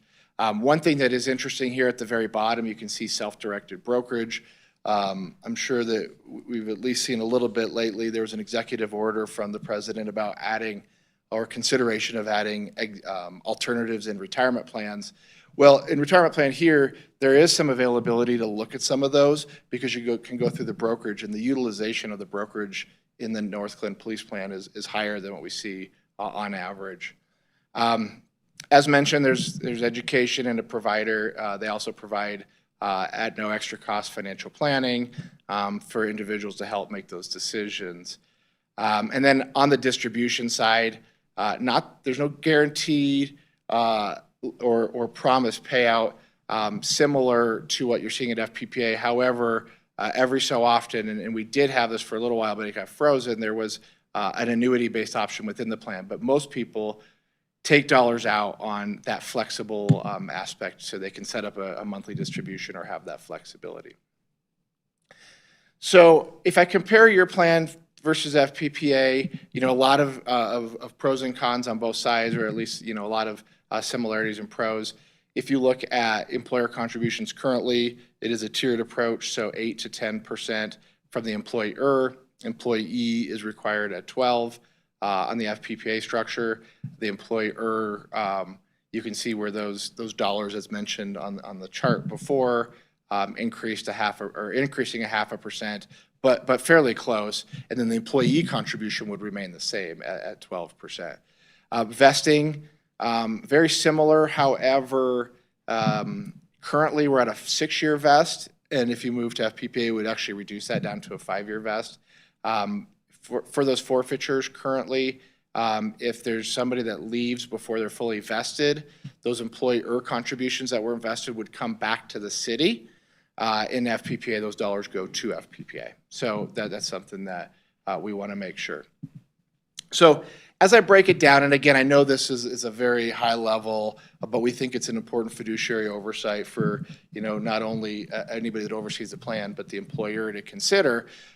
We listed kind of our considerations that we think that you should be thinking through as you go through kind of those next steps. And, I think that one of the benefits is if you do reaffiliate, the current employees would have a choice. So they could stay under their current plan or they can make that move. And so that gives them that individual ability of choice. However, if you do decide to move forward, we want to make sure that fiduciarily we understand that it's an irrevocable decision and all future hires are required to go to FPPA into that defined benefit. The potential for increase in employer and employee could be a consideration, that's outside of your control. You don't have local control there. But that also, if you see historically, that they've done a very good job of keeping the costs fairly relative long term. I mentioned forfeitures, no longer stay within the plan. Recruitment, this is a big one we're hearing. A lot of people say, especially if many of the other agencies are within FPPA, and if you're trying to recruit either against another agency or from another agency and they're in FPPA, guess what? The years of service here add on to where they were elsewhere, right? So if they're in a defined contribution plan and they have a defined contribution plan, they could bring it here, but if they have FPPA, that would add to those layers of service. So if somebody has FPPA and we don't here, then that could be detrimental to get those new officers. And then, of course, the big one, what happens to retirees in the current plan long term? We can maintain the plan as is, even though, a majority or some could move, but nobody knew going in, so long term, we're going to have a plan that will continue to get reduced. On an individual level, if you move forward, this is what we would share, is FPPA best for an individual? If they believe that their retirement is based off of like a continuation of having that paycheck and not having that concern of what's going on in the market, then yes. Investments are controlled elsewhere. It is automated. The risk is transferred to that outside organization. One consideration, if you're not worried about passing assets to your heirs, or if that's not a key core consideration, making sure that you have the availability to maintain your standard of living for the rest of your life. And then also potentially, having that guarantee premium, or that guaranteed benefit, but maybe it's pay a little bit higher for it. And if you're okay with that that's that kind of that guarantee for that benefit. One thing though, of course, we'd ask them is, what would it cost you to buy those years of service, and do you have enough? For individuals that want control, we would say, the current plan probably is in your best interest. Investment choices, flexibility, and it's inheritable. So as mentioned, there's a lot of pros on each side. There are considerations on each side, and we would just say, as you make that decision, we want you to be well-informed. And from there, I will open it up for any questions. Wow, thank you. I felt like that was really informative. Like it made it very clear the differences between the two. I'll start out by saying I really appreciate that. And we do have some questions. Councilmember Kondo. Thank you, Madam Mayor Pro Tem. I wonder if we could just go back to slide 20 in your presentation. I just want to understand that calculation of the highest average salary. I don't know which slide 20 is because it says 90. Do I have 90 in there? Yeah, boy. I think it would be in the PDF, 22 out of 68. Okay. Title FPPA statewide DB plan. Yeah, so benefits. so your question is on the highest average salary? Yeah, like, for example, when I worked for the federal government, when they establish what your highest salary was, they would say high 3, take your last 3 years. Yep. And Same. take an average of that. Yes. So Whereas I'm looking at this, and it looks like a really interesting calculation where they're saying, take 2% of your first 10 years of service. Sounds like you're adding all that up. And then from years 11 onwards, you're taking 2.5% of that and adding that all up. Is that the right way to think about that? So yes, however, they still are setting the highest average salary first, right? So if you work for, in most people's cases, those last 3 years are going to be your highest 3 years, right? So they're going to take those 3 years, average them out, and that's your highest average salary. And then of that number, they would take the first 10 years, 2% of that, and then they'd stack on top of it, right? So 2% of the first 10 is 20%. And then from there, it would stack. If you did another 10 years at 2.5%, that would be 25%. So the 20 plus the 25 would equal 45, and they take 45% of your highest average salary, and that's what would create that benefit. Okay, and what is considered, is it the last 3 years? It's your highest, yeah. Your highest, so whatever highest salary you reached during your time. Correct. In the force. Okay. And then if I'm interpreting this correctly, the next slide where you have the color-coded table, that's really a multiplying factor. So again, if you were to look at being 55 and your service of 25, the multiplying factor is 57.5. Correct. So you're taking 57.5 of the HAS. Absolutely, correct. And that would be your annual retirement.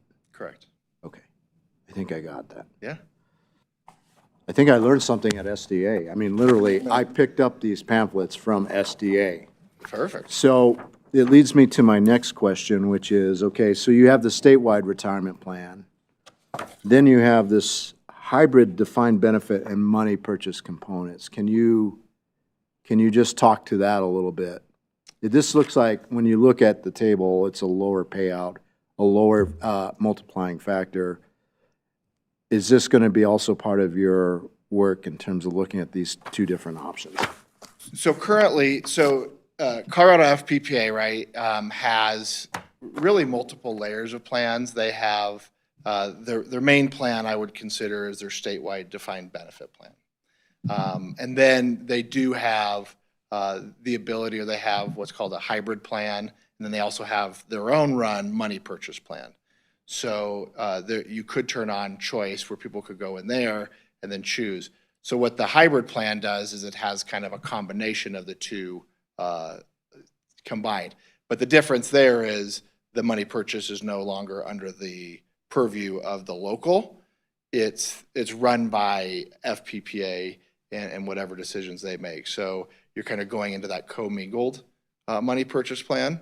But what the hybrid does, the benefit of it is if that was a feature that you decided you're interested in looking more on, which I didn't compare in here, this was simply defined benefit versus defined contribution, it does marry at least some of the benefits of both together. So that could be a nice solution for some individuals that kind of like some features of both. Okay. And then one follow-up. So the FPPA guy that I talked to says that when you sign up, you also get the statewide death and disability plan. Is that kind of de facto, that's part of the whole package? So that's an additional benefit, and I believe you guys still have, yeah. So you do actually already have the statewide defined benefit plan here. I'm not necessarily fully prepared to talk about any details of it. I believe everybody's in it till age 55, but I could be wrong, so that might be a consideration. But just because an entity in City of Northglenn, like many others, many years ago, opted out of FPPA, but there was a mandate to stay within the statewide death and disability plan, which then kind of sits on top of your local 401A money purchase plan. Gotcha. Yeah. Okay, thank you. But in that plan, you're exactly right. You would absolutely get that as well. So you wouldn't necessarily be gaining anything, but you wouldn't be giving anything up either. So if I were to think about this death and disability, it's already there. So Same stuff. that's a baseline. Don't need to worry about that. It's really thinking about whether it's Mission Square versus FPPA, And it's, right? and I would be clear, I wouldn't even say it's Mission Square versus FPPA, because you could go from Mission Square to Fidelity or to wherever you wanted. It's the structure of your local money purchase plan versus the statewide defined benefit plan. Okay. But yes, a lot of times people, because it's not a Mission Square retirement plan, it is the City of Northglenn's police retirement plan, utilizing the services of Mission Square, but it's not a Mission Square plan. Okay. Yeah. Thank you. Great question. Appreciate you setting me straight. Thank you. Councilmember Roper? Thank you, Madam Mayor Pro Tem. I think this has been very beneficial, learning this information. I think even though we are having to tighten our belts everywhere, I think it would be beneficial for us to look into this discussion.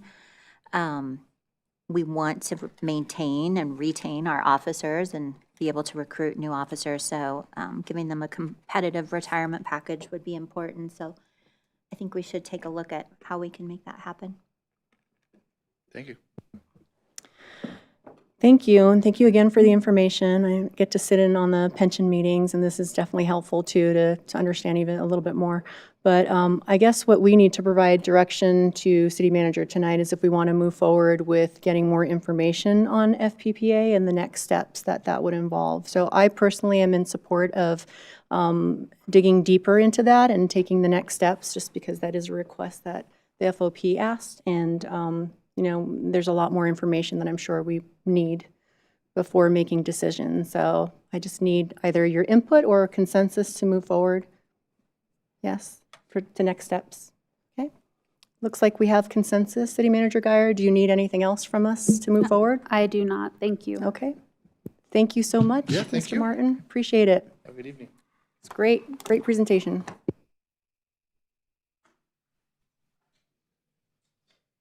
Ooh, marathon tonight. All right. Our last discussion item is DRCOG Building Policy Collaborative Grant Application. And we have Sustainability Coordinator Mara Owen, who will present this item. Welcome, Mara. Thank you so much for staying so late. Absolutely. Good evening, Mayor Pro Tem, Council. I'm actually really pleased to be here tonight just to give you an overview of the DRCOG Building Policy Collaborative Grant Opportunity.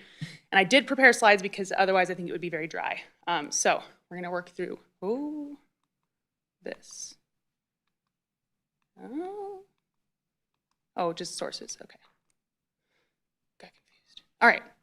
So in this presentation, I'm going broad to narrow, and stop me if I go too fast or if there's any pieces. I wanted to just start off with a brief overview of DRCOG so we're clear about what we're talking about. We have quite a few people. It's 60% of Colorado's population if you look at it. This is a grant opportunity through the EPA that DRCOG chose to move forward with back in January of 2024. It was submitted. The grant was actually completely awarded. You'll notice it's slightly less than the $2 million because that was the grant funding tier that they were applying for, and it was a strategic move to try and go slightly underneath the cap, either way. The actual grant has been through implementation at the moment, so it took a lot of hiring, thinking through how the grant dollars would actually be moving forward. We were really just excited to see it actually get awarded because this was a national grant. It's quite a bit of money. So this particular grant was proposed. You'll notice I have little stars on here, which are essentially telling us where we're going next.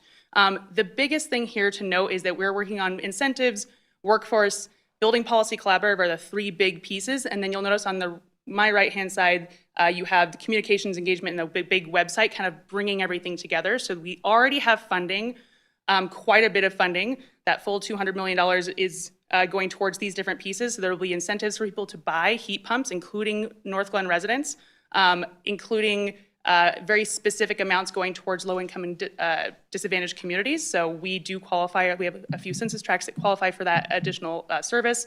We'll be working with workforce. So there's actually going to be quite a few different programs that help people actually be able to install and help make those available to people. So if everyone in Colorado decided they wanted to install a heat pump or go electric, we actually don't have the workforce to even install it currently. So it's looking at this holistically. The building policy collaborative piece is the most relevant to us at this moment. There are three components. The biggest one, the $34.8 million, is going towards a jurisdictional subaward program, so specifically awarding these dollars to jurisdictions in DRCOG. So every single one of those jurisdictions in DRCOG has availability to use these funds. And that was what it was proposed for. It also goes towards a peer network that is actually bringing everyone together in the DRCOG network to talk through building policy, because regional building policies make a lot more sense than having each individual locality have their own building code and energy code. We don't have contractors that only work in Northglenn or only work in Westminster, so it really makes it less complicated if we're working together. And then there is a $1 million budget for localized research. So anytime one says, we want to do this building thing, or we want to do that, how will it impact affordable housing? How will it impact this? We want to be able to actually know in our market instead of saying, well, in California it does this, or in Boston it did that. So that's what that $1 million research is. All right, diving into the star here of our jurisdictional subaward program, Northglenn specifically was awarded $600,000 over the next 4 years, so 2025 to 2029. We had, it was essentially a formula-based distribution process, so it is not a grant it's not competitive. We have $600,000 that is reserved for us based on, you'll see the 8-tier setup with a weighted scoring criteria. It's population, jobs, and then future jobs and population.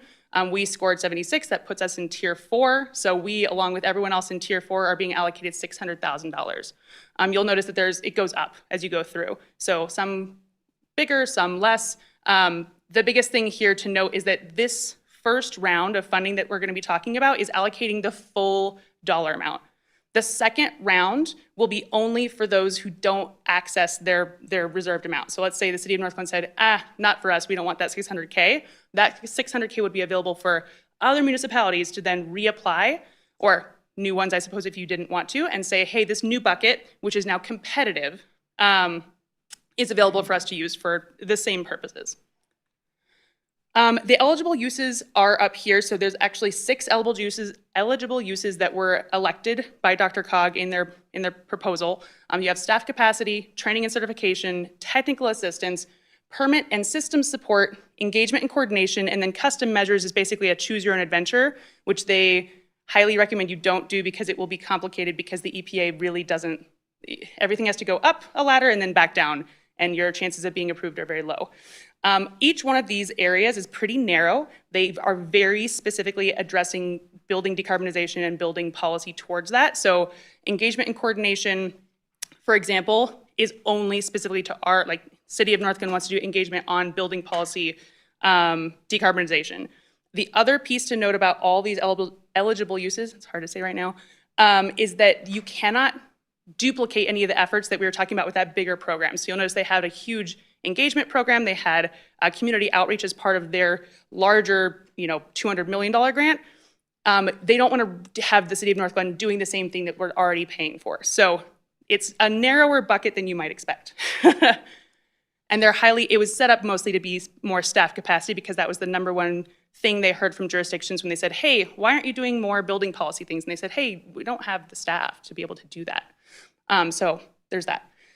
Our proposed use of funds, is based on conversations with DRCOG, making sure that we would actually be in our lane and be well qualified to move and actually use those funds the way they were intended, with other jurisdictions, with our actual internal building department, with all the other internal stakeholders, and Safe Build, making sure I wasn't making any. We are looking at doing essentially where all those stars are. So staff capacity, permit and system support, and then technical assistance. There we go. You'll essentially see the staff capacity is the personnel plus fringe. We have technical assistance, which is utilizing contracts that were already procured by DRCOG, so we can add on because they did a procurement process that actually allows us to add on to it, which is actually pretty great. The permit systems and support is actually adding proactive support and very specific support for energy code, because we are adopting new energy codes that get more complicated every single year, and we really wanted a more concierge service for a lot of our residents. So that's more proactive versus a lot of times the building department, you receive something and then you react, and that's how it works. So this is actually adding in those pieces, and you'll notice some of them are fading down as we get down towards the 2029 area, because we expect that, like for example, for Safe Built, that they are now fully ready. We've done a lot of proactive work with our community, and we are now no longer needing that. It's already part of our contract. They're already familiar with energy codes. So applications are due for our reserved amount. Again, this is not competitive, by October 31st. The contract, we will go through this application process. It will be reviewed. It has to go through DRCOG's Budget and Finance Committee. It will then come back to us in the form of a contract that says we have now awarded you this $600,000, and it will come back to council at that time. There is no match or any other additional funds required to accept those awards or those funds, besides what we would internally need to be able to accept a grant. And then spring 2026, round 2 opens, which is competitive. There are a few ideas of regional applications, depending on how much that is, that might be Adams County looping us into that. And that is all I have. Great, thank you so much. I don't see any hands. I'm looking at Councilmember Kondo because he's our DRCOG Right. representative. I've Feel seen free this to say about something. 6 or 7 times now, and Maybe 12. so I've asked my questions. Yeah. Thank you so much. I think that's pretty straightforward, and of course, grants are always fantastic, so thank you for the work you're doing. Absolutely. Thank you. Thank you. Just real quick. Oh. So we're looking for consensus from council to move forward with essentially utilizing our vacant planner position to be through reimbursement through this program, so that effectively we would have an FTE position for that, Yeah. as well as we'd be coming back to council with an amendment to the Safe Build contract for that technical assistance. And just want to make sure we have council Yeah, consensus. thank you for that reminder. So do we have consensus to move forward? I think that's Thank you. good. Yeah, thank you. All right, moving into public invited to be heard. This is an opportunity for public comment. Statements are limited to 3 minutes per speaker. Comments must be related to an item previously addressed by council during the meeting. Is there anyone left in the audience who would like to speak to council at this time? If so, you can come forward. Come forward, state your name, address, or ward, and provide your comments. You have 3 minutes. Thanks for hanging out so late. Good evening. My name is Brandon Parker. My address is 2040 East 133rd Way. I just wanted to reference, part of this is the comments that were in the open forum, but also when you guys talked about the proclamation of September being the Suicide Awareness Month, and Councilman Nowitzki, is that how you say? Nowicki. One comment you made about just the importance of connection for people in helping prevent suicide. And the reason that stuck out to me is I am a part of Next Step Christian Church. Pastor Dusty spoke earlier in reference to the rule at the park and the meals that we serve there as a church. And one of the biggest parts of that ministry, and probably the biggest part, is the connections we make with the people. And one in particular, just here in the last few months, was with a gentleman. His name is also Brandon, but while we were there serving one of the meals one week, several of the people there came up and were saying, well, I'm really worried about this guy. He's talking about, I'm done. I've had it, this is it. And we were able to talk with him, and over the next few weeks, people that are part of that ministry were able to help him, and he is now a different person. You see just, yeah, a different body language and stuff like that. And so when you made that comment, it just struck me as that is one of the biggest parts of the ministry going on at the park there. And so I would ask that you consider that. I believe it's that rule CR 54 that is being used to help try to shut that ministry down. And that is a big part of helping not just suicide, but people are down on their luck. For whatever reason, they're in a bad place in life, and we are helping to come alongside them. We definitely do not want to enable bad behavior or any way, shape, or form, but come alongside them and help them to navigate that rough part of life. So that's all I wanted to say. Thank you. Thank you so much. Is there anyone else who would like to come forward and speak to council? Thank you. Name and address, ward. Hello, everyone. Joshua Sievers, Ward 2, 11768 Sherman Street. Just talking, there's a few points. First, Councilmember Jaimeo, thanks for donating artwork to the city. That's pretty cool.